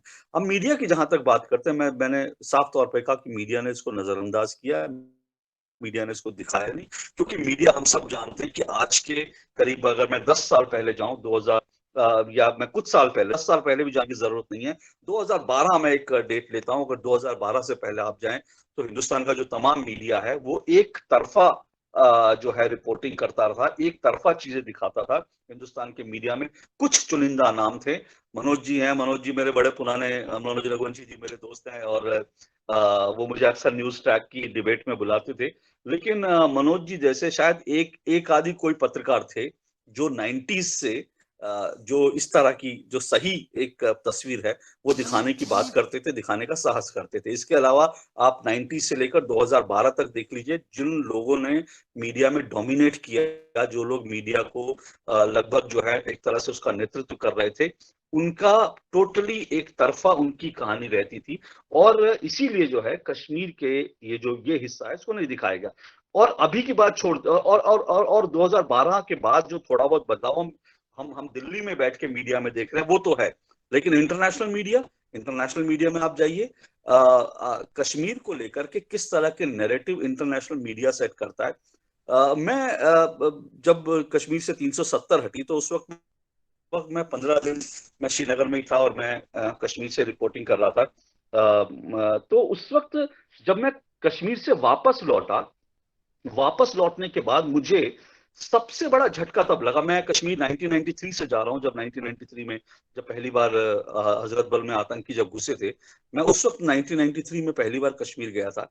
और तब जब मैं कश्मीर गया था तो मुझे लगता था कि हर कश्मीरी युवक जो है फेरन पहनता है, उसके हाथ में शायद AK-47 रहती होगी, लेकिन जो मेरे दिमाग में पर्सपेक्टिव जो बना हुआ था कश्मीर का, लेकिन कश्मीर ऐसा कतई नहीं था, ना ऐसा है। लेकिन मैं ये बता रहा हूँ कि 93 से लेकर मैं जा रहा था, और अब जब मैं तो तब से मेरी एक आदत थी कश्मीर को ज्यादा बेहतर समझने के लिए मैं कश्मीरी अखबार जरूर पढ़ता था और कश्मीरी पत्रकारों को जरूर फॉलो करता था। वहां जाता था तो कश्मीर टाइम्स और जो है ग्रेटर कश्मीर, ऐसे जो तमाम अखबार हैं जो एंटी इंडिया प्रोपेगेंडा चलाते रहे हैं, मैं उनको जरूर फॉलो करता था, उनको समझने की कोशिश करता था। तो इस बार भी जब 2015 जब 2019 में जब 5 अगस्त को 370 को हटाया गया, तब मैं 15 दिन कश्मीर में था, तो मैं अपनी आदत के अनुसार वहां जाता था और रोज मैं पहला काम ये करता था कि कश्मीर से जो अखबार छपते थे मैं उनको पढ़ता था। और मेरी एक और आदत है कि मैं कश्मीर के अखबारों की पुलिंदा बांधकर उनको अपने साथ दिल्ली भी ले आता हूँ। तो मेरे पास आज भी बहुत पुराने कश्मीर के अखबार पड़े हुए हैं, तो ये मेरी आदत है। तो इस बार भी मैंने ऐसे ही किया। लेकिन क्या हुआ कि जब मैं दिल्ली वापस आ गया, करीब 21 अगस्त की बात है, मैं दिल्ली वापस आ गया, उसके बाद शायद 28 अगस्त की बात है, 28 अगस्त को दिल्ली के प्रेस क्लब में एक कॉन्फ्रेंस होती है। आप दिल्ली के प्रेस क्लब में एक प्रेस कॉन्फ्रेंस होती है जिसमें दिल्ली के कई मीडिया संस्थान जुड़ते हैं, वुमेन प्रेस जो कॉप है वो जुड़ते हैं, और इसके बाद कई संगठन जुड़ते हैं, और उसमें कई वरिष्ठ पत्रकार उस प्रेस कॉन्फ्रेंस में शामिल थे। और वहां पर उस प्रेस कॉन्फ्रेंस में ये कहा जाता है कि जम्मू कश्मीर में श्रीनगर में कहते हैं कि श्रीनगर में 1975 के आपातकाल से भी हालात हैं, क्योंकि वहां पर अखबार छप नहीं रहे हैं, अखबारों को छपने नहीं दिया जा रहा है। आप सोचिए, मैंने जब ये रिपोर्ट देखी कि प्रेस क्लब में ऐसी प्रेस कॉन्फ्रेंस होती है, मैं हैरान रह गया, क्योंकि 5 अगस्त को ये हुआ, 6 अगस्त को मैं श्रीनगर में था और 6 अगस्त से लेकर के करीब सब वहां था, और मैं रोज कश्मीर से छपे अखबार पढ़ता था। सिर्फ 15 मुझे याद है 15 अगस्त के दिन अखबार नहीं आए थे वहां पर, क्योंकि जो जिस तरह का 15 अगस्त का माहौल रहता है हम जानते हैं, उसके कारण 15 या 16 तारीख को 1-2 दिन अखबार नहीं आए थे। इसके अलावा मैं रोज कश्मीर के छपे अखबार पढ़ता था। लेकिन दिल्ली के प्रेस कॉन्फ्रेंस में दिल्ली के प्रेस क्लब में प्रेस कॉन्फ्रेंस होती है कि कश्मीर से तो अखबार नहीं छप रहे। उसके बाद मैंने देखा अगले दिन वायर जैसा जो मीडिया है उसमें उर्मिलेश जी एक बड़े पत्रकार हैं और वो अपने आप कश्मीर मामलों के जानकार भी कहते हैं, उन्होंने आधे घंटे का इस पर प्रोग्राम कर दिया बाकायदा कई पत्रकारों के साथ बैठ करके कि देखिए कश्मीर में तो कैसे हालात है, वहां अखबार नहीं छप रहे। उसके बाद मैंने जब मुझे तो मैं डेली एक प्रोग्राम दो टूक नाम से प्रोग्राम करता हूँ, तो मैंने उस प्रोग्राम में उर्मिलेश जी और जो तमाम लोग थे मैंने उनको निमंत्रण दिया। मैंने कहा आइए हम कश्मीर में जो ये जो मीडिया के ऊपर जो तानाशाही लगी है, आइए इस पर डिबेट करते हैं। मुझे लगता है शायद वो लोग समझ गए थे, तो इसीलिए उर्मिलेश जी मेरे प्रोग्राम में आए नहीं। उन्होंने हाँ आने की बात करी, लेकिन एंड टाइम पर उन्होंने कहा नहीं, उनके घर में कुछ प्रॉब्लम हो गया, उर्मिलेश जी आए नहीं। लेकिन उसके बाद वहीं पर एक और जयशंकर गुप्त जी, एक वरिष्ठ पत्रकार हैं और एक मीडिया संस्थान, एक मीडिया ऑर्गेनाइजेशन के वो हेड भी हैं, तो वो जयशंकर गुप्त जी आए और जयशंकर गुप्त जी ने मेरे कार्यक्रम में कहा कश्मीर में तो देखिए अखबार नहीं छप रहे। जब उन्होंने ऐसा कहा तो मैंने निकाल करके, मेरे पास जो अखबार थे मैंने कश्मीर के वो उनको दिखाए और मैंने कहा देखिए कश्मीर का ये छपा अखबार है और ये मैं खुद पढ़ा है और मैं खुद लेकर आया हूँ। तो वो हैरान रह गए, बोले नहीं हमें तो ऐसे ही बताया गया था कि कश्मीर में अखबार नहीं छप रहे। मैंने कहा किसने बताया था? उन्होंने कश्मीर के एक पत्रकार का नाम ले दिया कि मुझे तो उन्होंने बताया था कश्मीर नहीं छप रहे। तो आप ये देखिए मीडिया में बड़े बड़े पत्रकार, धुरंधर पत्रकार, मीडिया संस्थानों में जो बैठे लोग हैं, वो लोग, उनको कोई कह देता है कि कश्मीर में अखबार नहीं छप रहे और इसको लेकर वो दिल्ली के प्रेस क्लब में बाकायदा प्रेस कॉन्फ्रेंस कर देते हैं, वायर पर आधे घंटे का उस पर प्रोग्राम कर देते हैं। तो ये इन लोगों का, इन पत्रकारों की स्थिति है। ये लोग सच को जानते नहीं, जानते हैं तो अगर जानते भी हैं तो उसको जानबूझकर दिखाने नहीं करते। उसके बाद क्या हुआ? उसके बाद बड़ी दिलचस्प बात हुई, मेरा वो प्रोग्राम काफी सोशल मीडिया पर, उस पर काफी चर्चा हुई, क्योंकि इनका जो झूठ था जिस तरह से मैंने पकड़ा, तो मुझे ये कहा गया कि मैं कश्मीर को लेकर, क्योंकि बहुत सारे फेक न्यूज चल रही थी कश्मीर को लेकर उस वक्त, तो मुझे ये कहा गया कि मैं कश्मीर पर एक प्रोग्राम ही शुरू कर दूं, सीरीज शुरू कर दूं। तो मैंने कश्मीर का सच नाम से एक सीरीज शुरू करी और उसमें हमने डेली जो है कश्मीर के मीडिया में जो लोग कश्मीर का झूठ बता रहे हैं उसको हमने एक्सपोज करना शुरू किया। वो जो झूठ थे उनको हमने बर्स्ट करना शुरू किया और मुझे याद है 1 महीने में मैंने कुछ नहीं तो 125 मीडिया ऑर्गेनाइजेशंस के जो झूठ थे उन झूठ को हमने बेनकाब किया। और आप जानकर हैरान होंगे, जिनके झूठ को हमने बेनकाब किया उसमें इंडिपेंडेंट अखबार था, बीबीसी था, उसमें पाकिस्तान रेडियो तो है ही, पाकिस्तान के राष्ट्रपति ने झूठ बोला था, वो खबर थी, टर्की के बड़े सारे फेक न्यूज थी जिनको हमने एक्सपोज किया, और हिंदुस्तान के बड़े सारे नामी गिरामी जो पत्रकार हैं उनके झूठ को एक्सपोज किया। तो करीब 125 हमने झूठ एक्सपोज किए। तो कश्मीर को लेकर इतना झूठ, इतना प्रोपेगेंडा जो फैलाया जाता है, आज भी फैलाया जा रहा है। आप सोचिए 90s में ये लोग, यही मीडिया सच कैसे दिखाता, यही इंटरनेशनल मीडिया है। और अभी मैं आपको बता दूं, अभी जब ये सब कुछ हुआ, जब 370 हटाई गई, तो वॉशिंगटन पोस्ट में कश्मीरी मूल की पत्रकार ही हैं, उन्होंने जो लिखा, उनकी हेडिंग थी, India must stop weaponising the pain of Kashmiri Pandit. आप सोचिए, वो कह रही हैं कि कश्मीरी पंडितों का जो दर्द है, इंडिया, भारत उसको वेपनाइज कर रहा है और इसीलिए मुसलमानों के खिलाफ अत्याचार कश्मीर में हो रहा है। ये 370 हटाने के बाद वॉशिंगटन पोस्ट था। इसी तरह से इंटरनेशनल मीडिया में आप और तमाम लोगों को देखेंगे तो आपको इस तरह की बहुत सारी, आपको एक नहीं, आपको हजारों खबरें इस तरह की मिलेंगी। और इसका मेन कारण क्या है? 2019 में जो है कश्मीर में एक्रीडेशन जो होते हैं, पर कश्मीरी पत्रकारों के एक्रीडेशन की जब लिस्ट सामने आई तो कश्मीर के 172 एक्रीडेटेड जर्नलिस्ट थे, जिनमें से 170 कश्मीर में रहने वाले मुस्लिम पत्रकार थे और उसमें 170 एक ही तरह की सोच रखने वाले। हिंदू मुस्लिम का सवाल यहाँ नहीं है, सवाल यह कि कश्मीर में जिस तरह की जो फेक नैरेटिव, झूठ चलाया जाता है, उसको सपोर्ट करने वाला एक पूरा इकोसिस्टम कश्मीर में खड़ा है। और इसीलिए आज भी कश्मीर को लेकर के हमें सही और अच्छी और जो संतुलित खबर है उनको देखने के लिए इंतजार करना पड़ता है। अभी एक खबर आई थी कि कश्मीर में जब कुछ मीडिया ऑर्गेनाइजेशन से जब उनके ऑफिस जिन पे उन्होंने सालों से कब्जा कर रखा था, जब उनको हटाया गया, तब सामने एक खबर है कि श्रीनगर में जो मीडिया हब बना हुआ है, जहां पर तमाम मीडिया के ऑफिस हैं, वहां पर 100 से ज्यादा जो मीडिया हाउसेज हैं उनके ब्यूरो हैं। आप सोचिए 100 से ज्यादा ब्यूरो हैं, लेकिन उसके बावजूद जो रोशनी एक्ट में इतना बड़ा घोटाला करीब 3 दशक से चल रहा था, 100 मीडिया ऑर्गेनाइजेशन में से किसी ने भी उस रोशनी घोटाले को पकड़ने की, उसको उजागर करने की कोशिश नहीं की, क्योंकि एक ही नैरेटिव लगातार चलता है वहां, और वो चलता है कि भारत वहां पर सप्रेस कर रहा है, भारत वहां पर जो है अत्याचार कर रहा है, भारतीय सेना वहां, एक ही तरह का एजेंडा चलता है। और ये इसीलिए इस तरह का एजेंडा चलता है। इस एजेंडा को हमको तोड़ना बड़ा जरूरी है और हमको सच, कश्मीर का जो सच है वो लोगों तक लाना जरूरी है। कश्मीर के जो पंडित हैं उनका सच लाना जरूरी है। मैं फिर दोहरा रहा हूं कि दुर्भाग्य की बात है कि 30 साल हो गए, इसके बावजूद भी कश्मीरी पंडितों का जो असली दर्द था वो अब तक ना मीडिया में आया है, ना अभी कुछ फिल्में जरूर हम लोगों ने भी बनाई, डॉक्यूमेंट्री फिल्म बनाई, लेकिन उसके बावजूद इसको बहुत कहे जाने की जरूरत है। क्योंकि मैं कई कश्मीरी परिवारों को जानता हूं जहां के जो बच्चे हैं, जो यंगस्टर हैं, जो कि इसके बाद जिनका जन्म ही दिल्ली में या दिल्ली के बाहर हुआ हो, उनको लगता है कि 90 की कोई इशू जो है वो इशू ही नहीं है। उनको लगता है कि जो हो गया, अब तो हमें आगे की जिंदगी देखनी है। जबकि इतिहास आपको बहुत कुछ सिखाता है। आप सोचिए, कश्मीरी पंडितों के बच्चे 90 को याद नहीं करना चाहते, उसके बारे में जिक्र नहीं करना चाहते, उसको वो कोई इशू नहीं मानते हैं। तो इसीलिए आज भी इस पर बहुत कुछ कहना सुनना बाकी है। और ये फिल्म के माध्यम से होना चाहिए, ये मीडिया के माध्यम से होना चाहिए, सोशल मीडिया के माध्यम से होना चाहिए।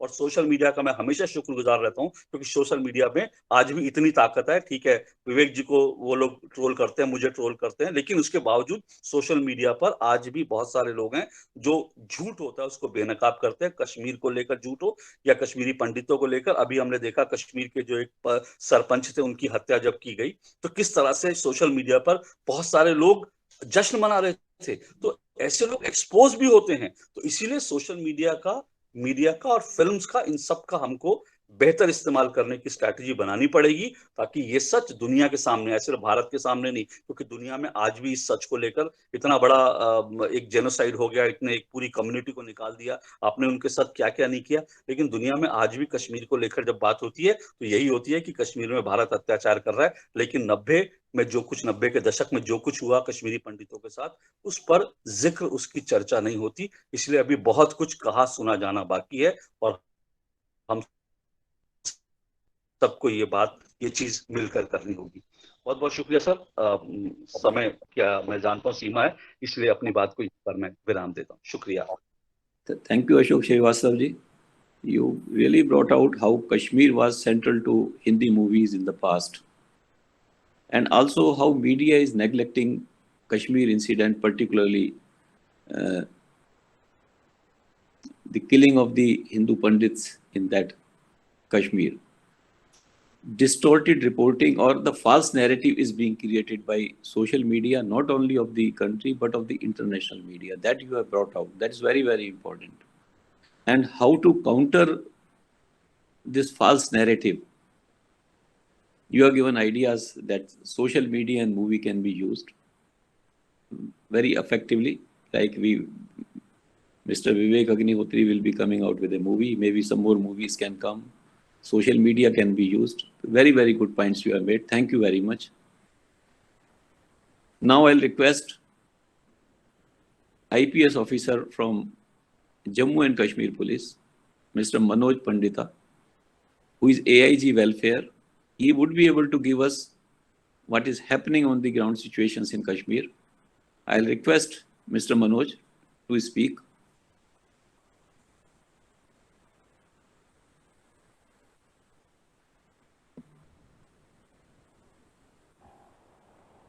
Mr. Manoj Pandita? Sir, you are on mute. Kindly unmute your mic. Yes, sir. Audible now? Yes, yes. Good afternoon. Namaskar to everybody, whosoever, wherever they are.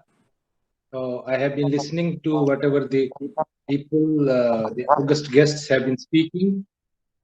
I am a child of Kashmir, grown and brought up in Kashmir itself. I've been outside for some time and have been in police for the last 20 years. Before that, I am basically from journalism background. Presently, my job is with regard to the media. Media, as we all know, has been there. Today, we are more of talking of social media. But then, once upon a time, in 90s, we used to talk about press the way we are talking about social media now. So the issues have remained the same. Narratives have been manipulated, changed.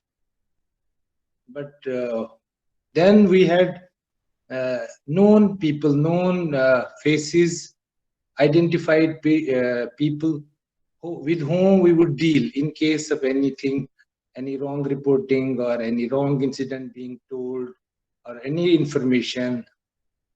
But now the information and the providers are so wide and elsewhere that the social media, so to say, or the media in itself is now a spread thing.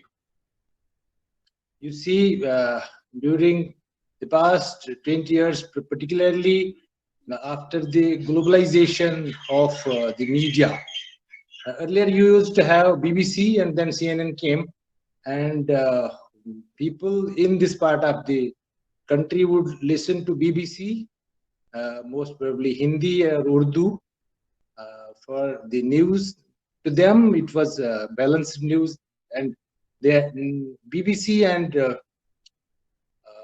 CNN later on, but BBC primarily used to influence the public opinion of the Kashmir to a larger extent.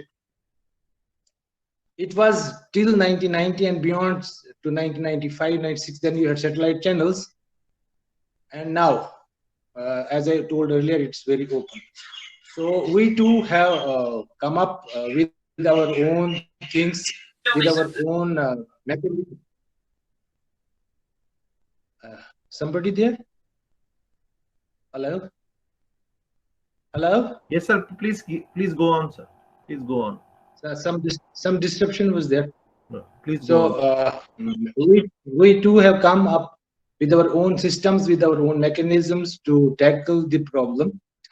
And I will like to say that after 2015-16, in fact, we started in social media quite early.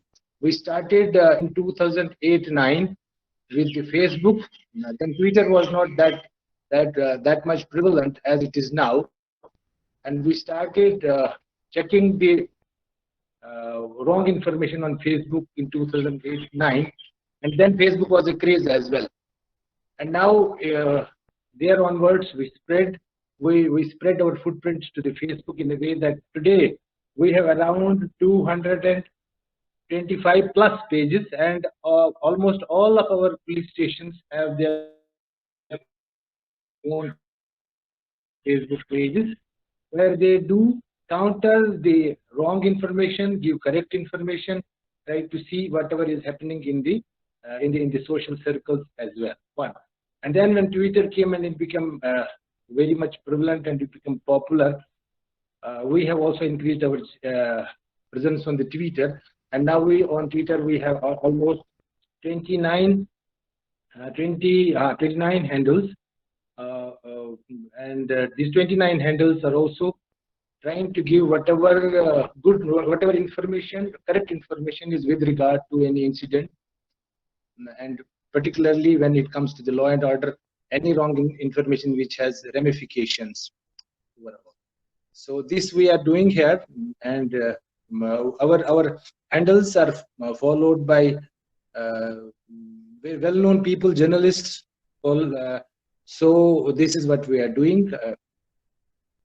So for anything more, if you wish to say, I can clarify or give my thing more. Thank you.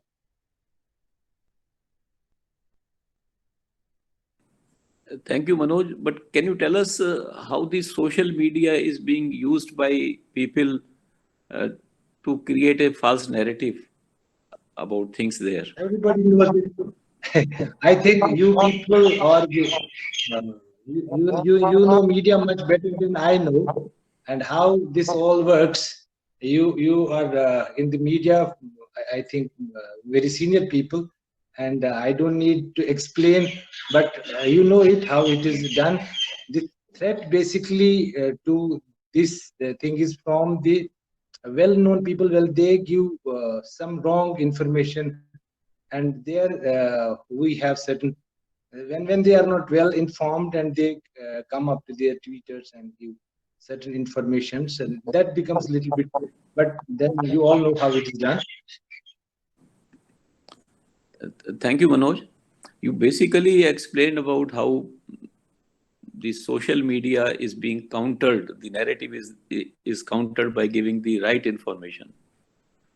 On the Facebook, on the Twitter, having 29 handles, and the issues which are basically connected to, which can have ramification on law and order, they are handled timely.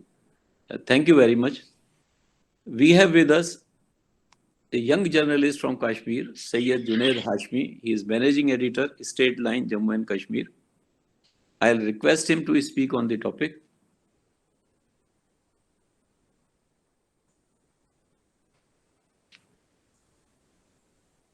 Your mic is not on. I'll just do that. शुक्रिया sir, आपने मौका दिया, लेकिन एक चीज आपने कही, आपने कहा यंग, वो यंग वाली उम्र निकल चुकी है। अब ये वो फेज है जिस फेज में चीजों को देखते हैं, समझते हैं और कोशिश करते हैं कि सही पर्सपेक्टिव में लोगों तक पहुंच जाएं।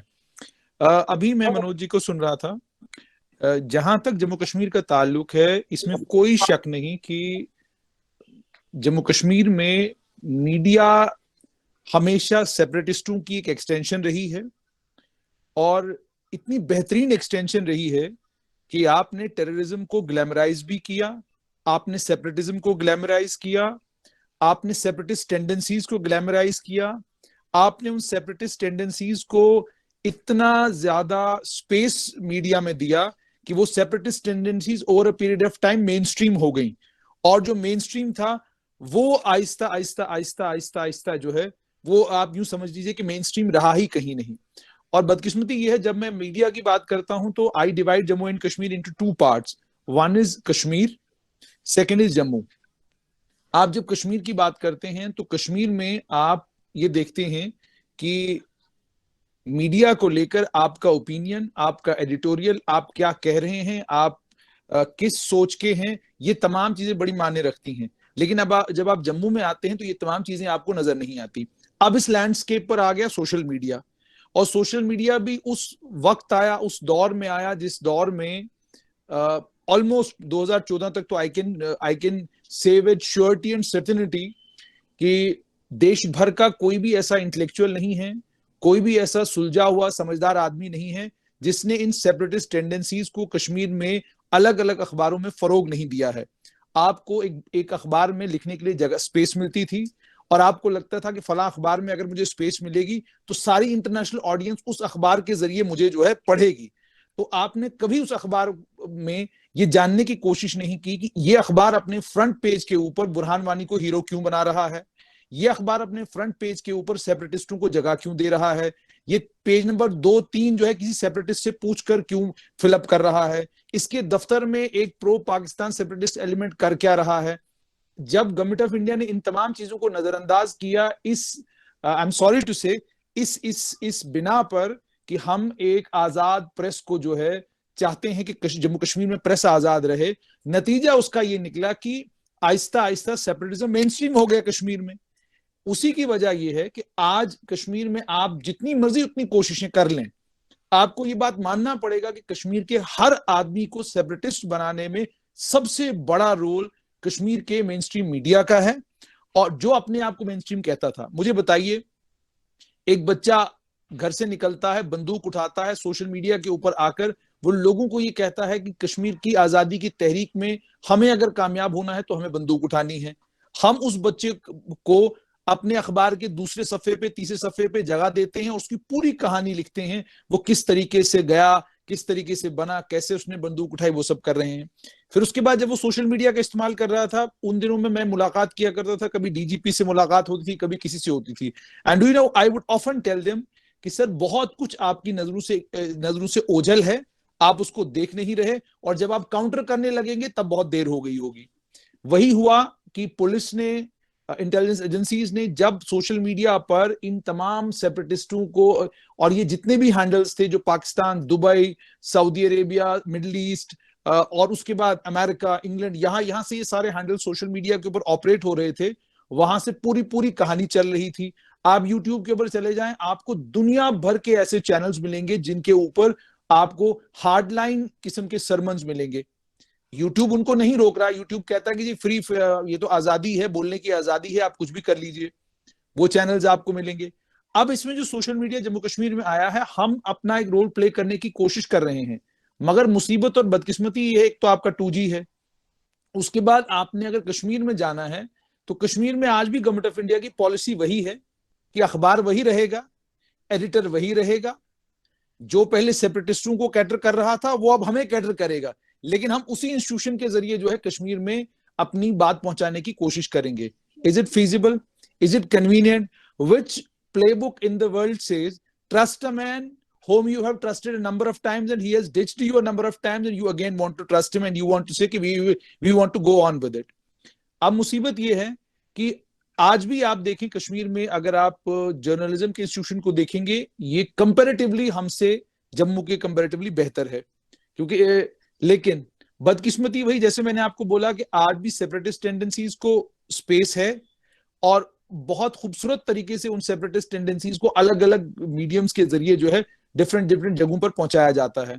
बहुत सारी खबरों को हम जम्मू में बैठकर सोशल मीडिया के ऊपर काउंटर करते हैं कश्मीर से। मिसाल के तौर पर पिछले दिनों जम्मू कश्मीर बैंक ने अपना एक कैलेंडर डिसकंटिन्यू किया। जब उन्होंने अपना वॉल कैलेंडर और अपनी डायरी डिसकंटिन्यू की तो कश्मीर में खबर चली कि जनाब जम्मू कश्मीर बैंक पर मुकम्मल तौर पर हिंदुस्तान की हुकूमत का कब्जा हो गया है। उन्होंने वॉल कैलेंडर, ये मैं बिल्कुल छोटी एग्जांपल दे रहा हूं कि प्रोपेगेंडा किस तरीके से अब सोशल मीडिया के जरिए अलग अलग हैंडल्स के जरिए आगे बढ़ाते हैं।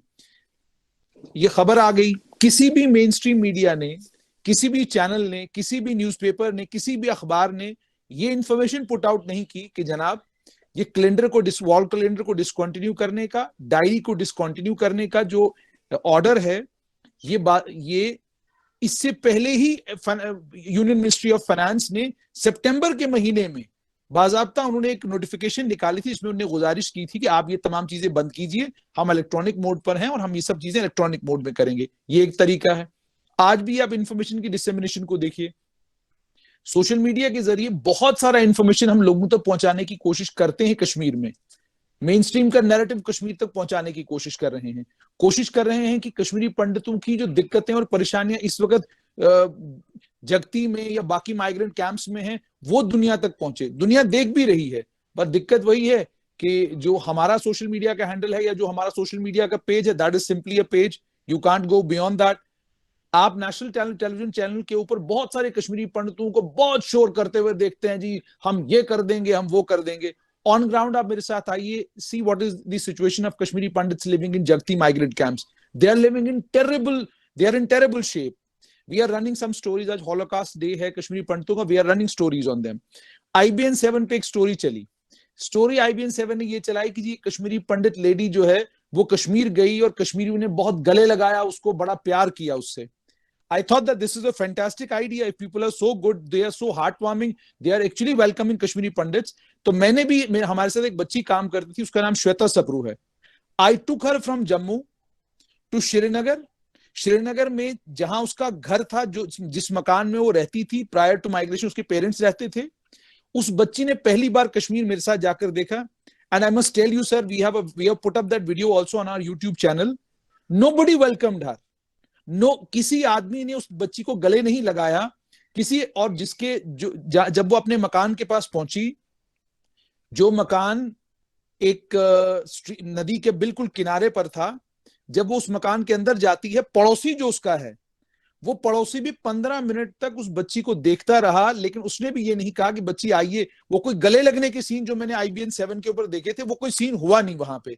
सो we put out this story also. उसके बाद मैं आपको और चीज बताता हूं जो मेन स्ट्रीम मीडिया में आता है।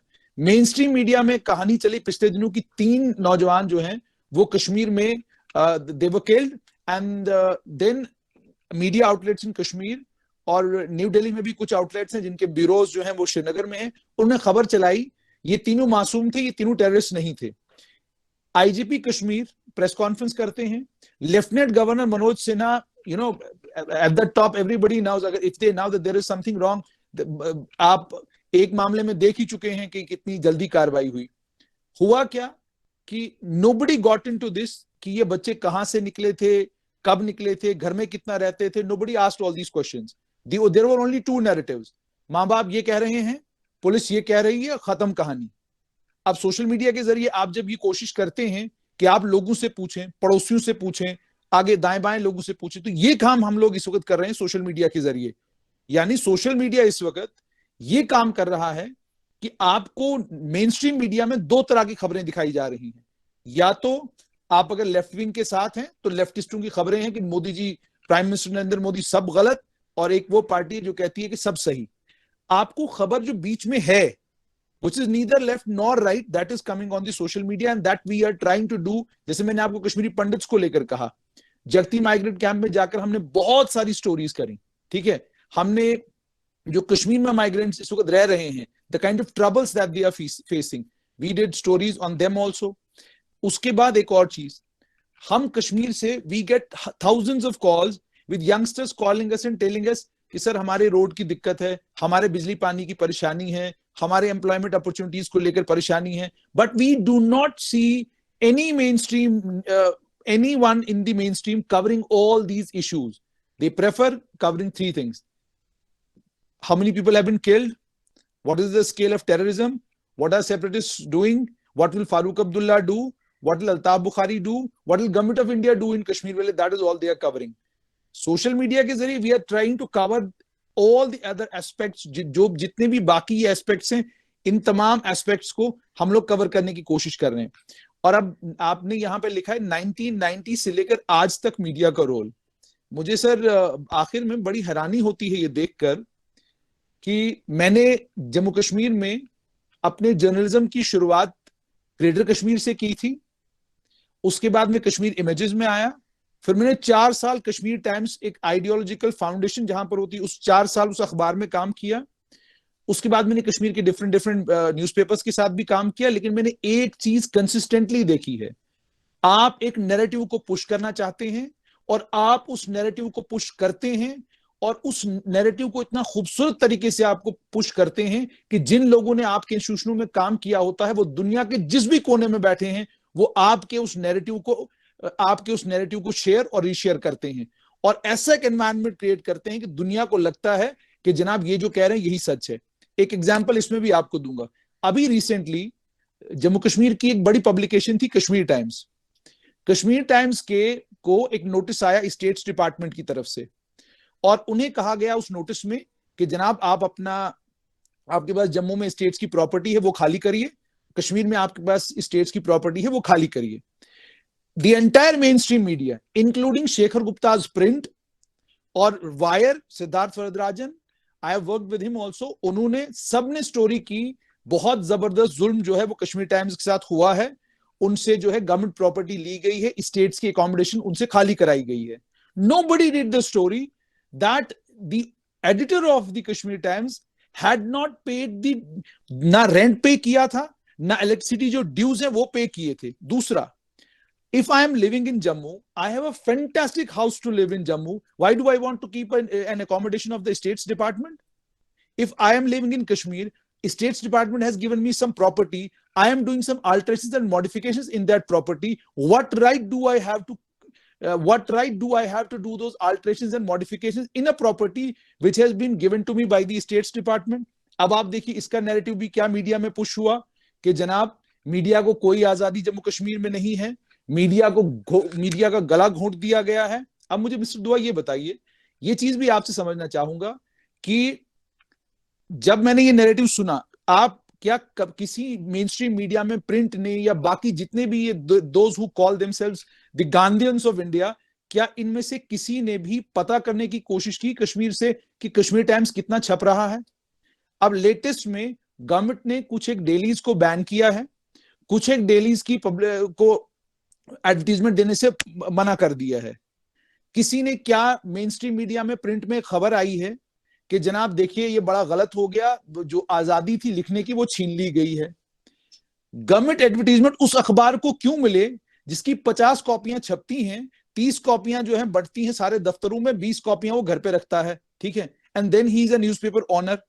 सो दीज आर द काइंड. अच्छा, 90 से यही सब कुछ जम्मू कश्मीर में होता आया है. मुझे आज तक, I am a journalist, I am unable to understand, then I am an accredited journalist, I have never applied for a government accommodation कि जनाब मुझे government accommodation चाहिए, because I believe I am a journalist, I am doing my work, that is what I am supposed to do. But the point is, if day in and day out we are criticizing the government, we staunchly believe that whatever the government is doing, we must criticize it, ठीक है, what right do we have to claim all the kind of benefits that the government gives to its favorite journalists? भाई आप सरकार को खुश करेंगे तो सरकार आपको हर तरह के बेनिफिट्स प्रोवाइड करेगी. अब सरकार को दुखी करेंगे तो सरकार I do not see any reason. And if the government is not giving you these kind of relaxations, why do you start crying over it, saying कि जनाब हमारे साथ जुल्म हो रहा है, हमारे साथ ज्यादती हो गई, जर्नलिज्म खतरे में पड़ गया जम्मू कश्मीर का। और सर एक और चीज, आप कश्मीर की एक बहुत इंपॉर्टेंट अखबार है, मैं नाम नहीं लेना चाहूंगा, उस इंपॉर्टेंट अखबार के एडिटोरियल्स आप 2008 से लेकर 2016 तक के एडिटोरियल्स आप पढ़िए। आप एडिटोरियल के अंदर एक उस यूटोपियन वर्ल्ड की बात करते हैं जो यूटोपियन वर्ल्ड पॉसिबल ही नहीं है, और उस यूटोपियन वर्ल्ड को समझने की सलाहियत एक कॉलेज स्टूडेंट में नहीं है। एक कॉलेज स्टूडेंट नहीं समझ सकता। जो कॉलेज स्टूडेंट ये सुनता है मौलवी साहब से, मौलवी साहब कहते हैं कि बेटा अगर तुम जहाद करोगे जन्नत चले जाओगे, ठीक है, उसको जहाद और जन्नत पता है, वो बीच की बाकी कहानी उसको पता ही नहीं है कि ये कितना मुश्किल काम है।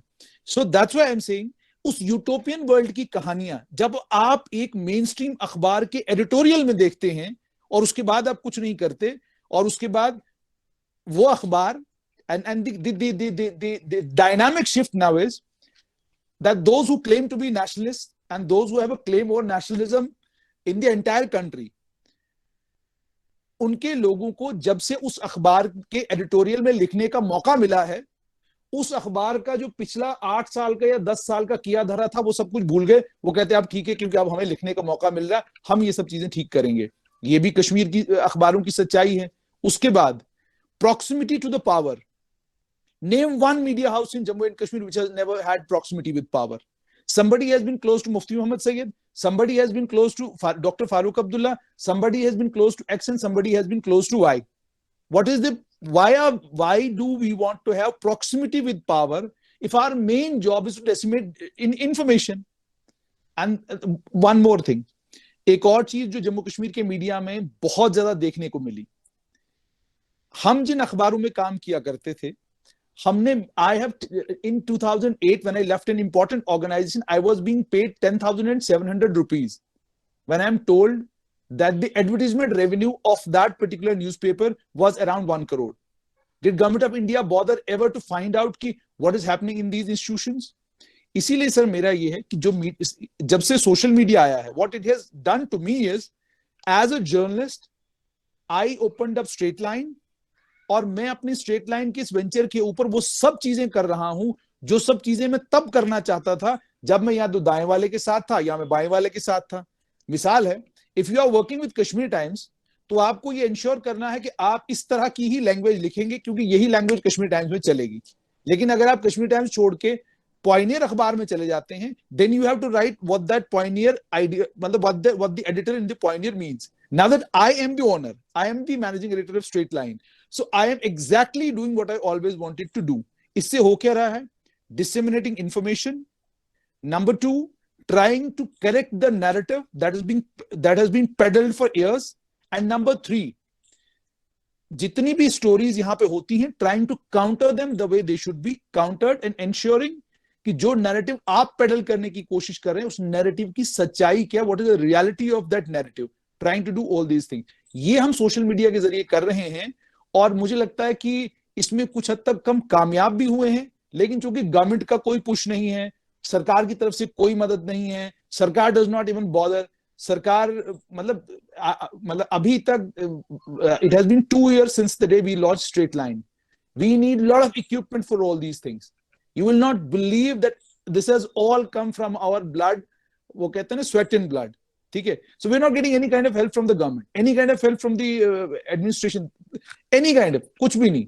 The corporate houses, they too are staying away कि यार जम्मू कश्मीर है, we want to stay away, we do not want to do anything in it. So that is why I'm saying social media is an essential handle in Jammu and Kashmir if you want to disseminate right kind of information to the people, counter the propaganda, and number 3, ensure that the elements who understand the nation, उन elements को कम से कम इस यहाँ पे फलने फूलने का मौका मिले ताकि प्रॉपर किस्म की इंफॉर्मेशन लोगों तक पहुंचे। वही हम सोशल मीडिया के जरिए कर रहे हैं।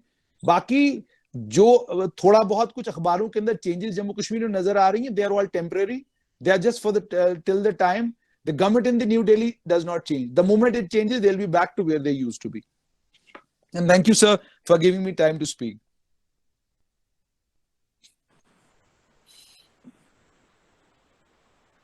Thank you, Sayyid Junaid. You have given very, very important points, particularly that the mainstream media in Kashmir remain to be an extension of separatists. Yes. They have glamorized separatists and terrorism.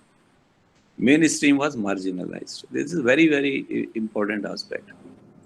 And now you also mentioned that what government is doing, they're using the same tools against the correct narrative in Kashmir, try to correct that narrative, and it may not be the right perspective. You have also mentioned that social media has given an opportunity to the right type of people to express their views in correcting narratives, what is happening there. You have also given examples of what stories were done by the mainstream media and how they were corrected by the social media. And you have given a very good suggestion that government needs to support people who are creating right narrative and right perspective. A very, very important suggestion. I'm thankful to you. Since there are no questions, I can request for the closing remarks. To begin with, I request. Yes, please. Somebody want to speak? May I ask a question? Yes, please. I'm Brigadier Dhiman. Please ask question. Thank you, sir. Yes, Junaid, the question for you. You've given a very, very authentic and a correct sort of elucidation of what's happening to media in Jammu and Kashmir.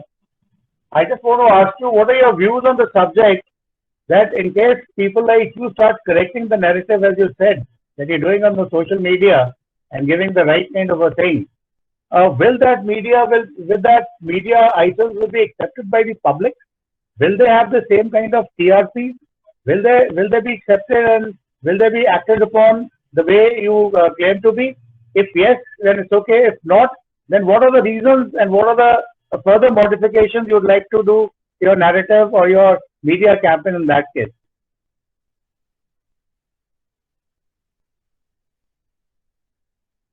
Your mic is muted, please. I'll just do that. So yes, it is possible, and it is possible only if the government at the center has right kind of people around it who will advise it and tell it what is to be done in Kashmir Valley. There is definitely, sir, एक दिक्कत तो है. 1947 से जिस एक हमारी state, हमारी union territory की एक जिस पोर्शन में 1947 से आपने सेपरेटिज्म को गाजर मूली की तरह बेचा है, आटे चावल की तरह बेचा है.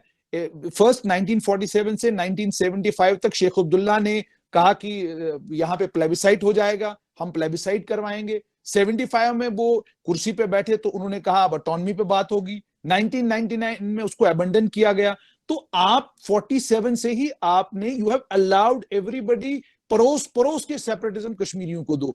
अब जब इतना ज्यादा सेपरेटिज्म आपने कश्मीर में परोसा है, इस सारी चीज को एड्रेस करना इतना आसान काम नहीं है. बट जो बेबी स्टेप्स लिए गए हैं, उन बेबी स्टेप्स में अब बहुत ज्यादा जरूरी है कि जो राइट काइंड ऑफ मीडिया जो आपको लगता है this is the platform which should go to Kashmir valley, start telling the truth. आज नहीं, कल नहीं, आप रोज सच बोलना शुरू करेंगे. You know, it will happen over a period of time because it's not possible. आप एक रीजन में कंटिन्यूअसली हर सरकार ने सेपरेटिज्म को कॉम्प्लीमेंट भी किया है, सप्लीमेंट भी किया है और सेपरेटिज्म को कॉइन की तरह इस्तेमाल किया है. आप कहीं नहीं सोच सकते 1947 में you have become part of a great nation called India. Had Sheikh Abdullah told the entire Jammu Kashmir populace, look, we are part of one of the greatest nations on earth. Let us understand, there are Muslims living in the rest of the country.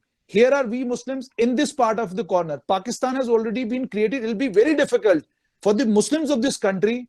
उनके लिए बहुत मुश्किल होगा कि अगर एक और पाकिस्तान हम बनाने की कोशिश करेंगे. होगा भी नहीं, कभी कोई पॉसिबिलिटी नहीं है. लाइंस आज 21st century में lines can never be redrawn, and it's not possible for us as government of India, as an Indian citizen. It's not possible for me. Even I would tell my government, please don't do it. How can you bring enemy close to your borders? Pakistan maybe we would always want to have good relationships with Pakistan, but at the end of the day it is an enemy country. They consider us an enemy. तो इन चीजों को ध्यान में रखते हुए separatism को परोसना बंद करवाइए, चाहे वो सॉफ्ट है चाहे वो माइल्ड है, किसी भी शेप में डोंट एक्सेप्ट सेपरेटिज्म. हमें चाहे वो कहते हैं ना वो कड़वी गोली खानी पड़ जाए अगले कम से कम 10 साल, वो कड़वी गोली चुपचाप करके खाइए. Do not let soft separatism in any case be peddled again and again in Kashmir Valley.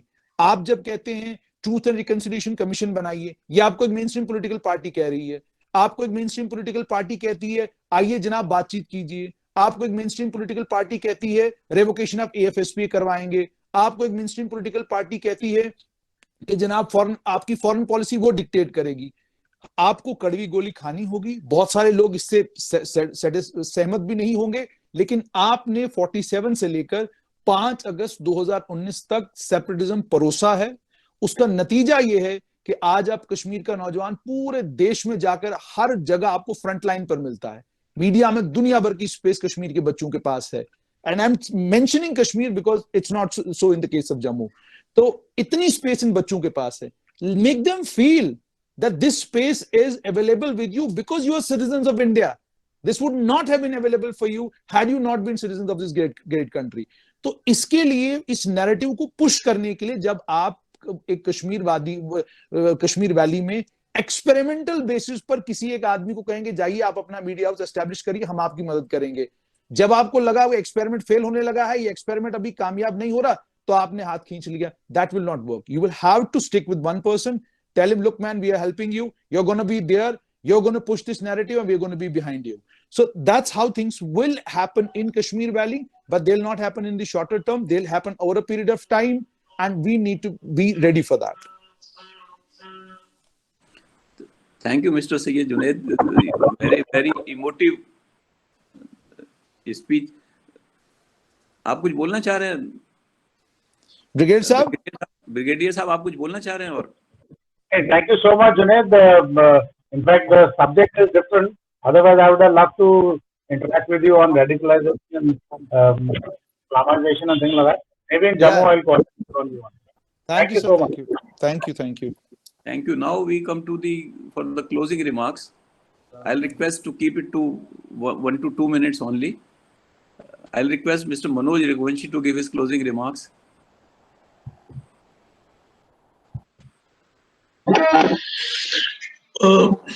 Media, movies, social media can be, like Ashok Shrivastava said, can be such a powerful instrument that अभी अग्निहोत्री जी ने कहा, इतना अच्छा लगा कि उन्होंने जो movie बनाई उसमें उन्होंने उस रिसर्च को उठाला जो उन्होंने हम लोग की स्टोरीज में पाई.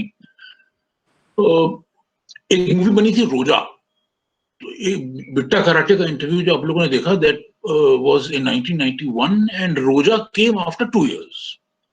और रोजा में बिल्कुल आखिर में जो कैरेक्टर है पंकज कपूर जो आतंकवादी बना है, उसने अरविंद स्वामी को किडनैप कर लिया और उसकी पत्नी रोजा ने उसको खूब जिद करके एस्टैब्लिशमेंट को बिल्कुल ही वो करके मनाया और फाइनली उसको रिहा करवाई लिया.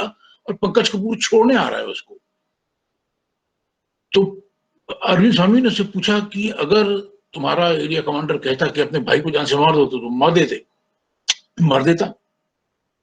अगर वो कहता अपनी माँ को जान से मार दो तो मार देता. अच्छा, ये उसको मणि रत्नम जो इसके प्रोड्यूसर थे उनको ये बात क्लिक की और उन्होंने इसको वर्बेटिम न्यूज ट्रैक की स्टोरी से पिक कर लिया. And colonel Singh and I were together in the same class in Delhi College of Engineering, and I left engineering to go study English literature in a Hindu college because I wanted to come into the media.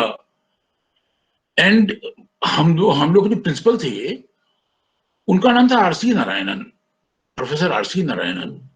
He had meanwhile shifted to what was then Madras, and he gave a call. He found out my number and he gave a call from there कि मनोज तुम्हारा programme देखा. वो क्योंकि दूरदर्शन ने भी उसको डाल दिया था, मतलब न्यूज ट्रैक की स्टोरी को दूरदर्शन ने भी डाल दिया था.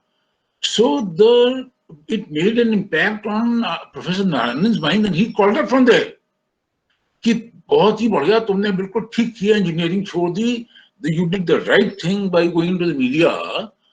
तो मतलब this can connect people if we just put the right thing and tell them the right thing clearly without feeling embarrassed and ashamed. मतलब हमें एक केवल अगर हम एक बीमारी से बच जाएं कि in the media especially we have this disease of being secular, progressive, liberal intellectuals. हम अगर इस बीमारी से बच जाएं तो हम अपना काम ठीक तरह से कर पाएंगे.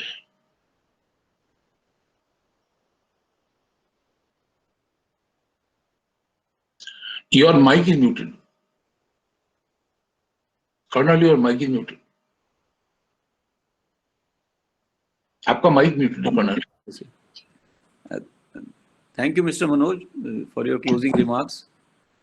Now I request General Satish Dua to give his closing remarks. Thank you very much. I was one of the first to speak, Mr. Raghuvanshi. और कुछ एक बातें जो मैंने कही वो मैंने देखा कि बाकी पैनलिस्ट ने भी कुछ वैसा ही सेंटिमेंट जाहिर किया है. Whether it was Junaid Hashmi, whether it was Vivek Agnihotri, Ashok Srivastava ji, सबने कुल मिला के यही कहा कि media and nowadays social media has become a very powerful tool. जैसे जुनैद हाशमी ने नैरेटिव के बारे में काफी कुछ कहा, मैंने भी उसका जिक्र किया था. तो आखिर में मैं सिर्फ ये कहना चाहूंगा कि I know that I'm repeating my words, that in today's world, media and social media are no longer only tools. They are weapons of warfare. And whether it is US or China, बहुत कुछ लिखा गया है इसके बारे में. Information warfare is a proper warfare. It is no longer just a tool as an adjunct कि भाई ये लड़ाई को हेल्प कर रहा है. ये by itself एक warfare बन गया है. एक छोटा सा उदाहरण दूंगा. पाकिस्तान में बच्चों को पढ़ाया जाता है स्कूलों में, कश्मीर बनेगा पाकिस्तान. उस बच्चे को पता नहीं कश्मीर क्या चीज है, लेकिन उसके दिमाग में शुरू से ये भर दिया कश्मीर बनेगा पाकिस्तान, पाकिस्तान तो कश्मीर तो जन्नत है, ये होता है वो होता है. My point is perceptions are made today by how we use these tools, and cyber warfare is becoming a big issue, of which information warfare and the psychological dimension is a very important part.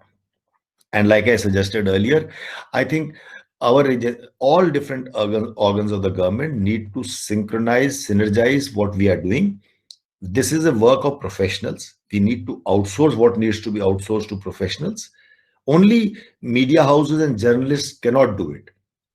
It is a proper information warfare, and I dare say that like other major countries in the world, we also need to synergize together. And I had suggested, and I still stand by my suggestion, and last sentence on this, that I think military is more suited to take a lead role in this, to coordinate the efforts of all organs in this era of information warfare. And that is how we should see. That is where, like Junaid Hashmi said, it is going to take long time. It has to take time.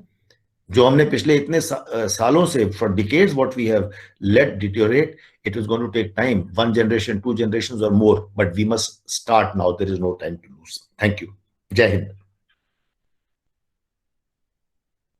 Mute hai, Mr. Karmi. Yes, thank you, sir. Now I request Mr. Vivek Agnihotri to give his views.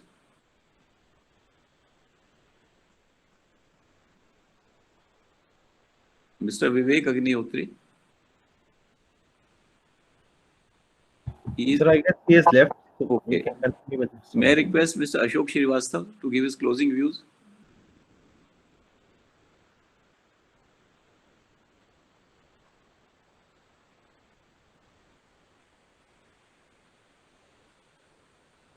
Your mic is muted.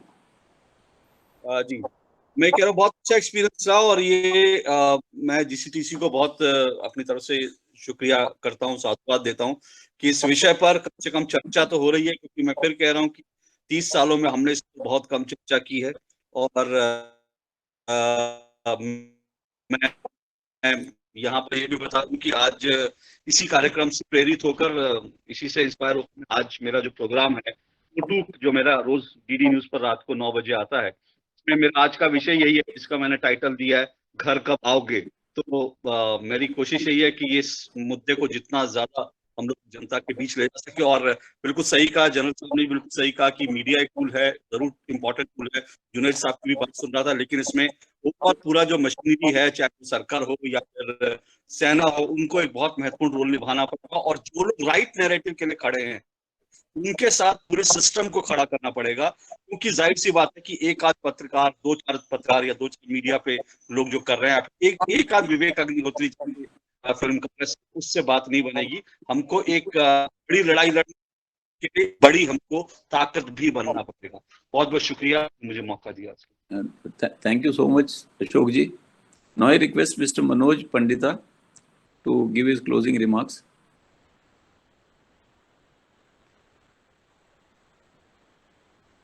Mr. Manoj,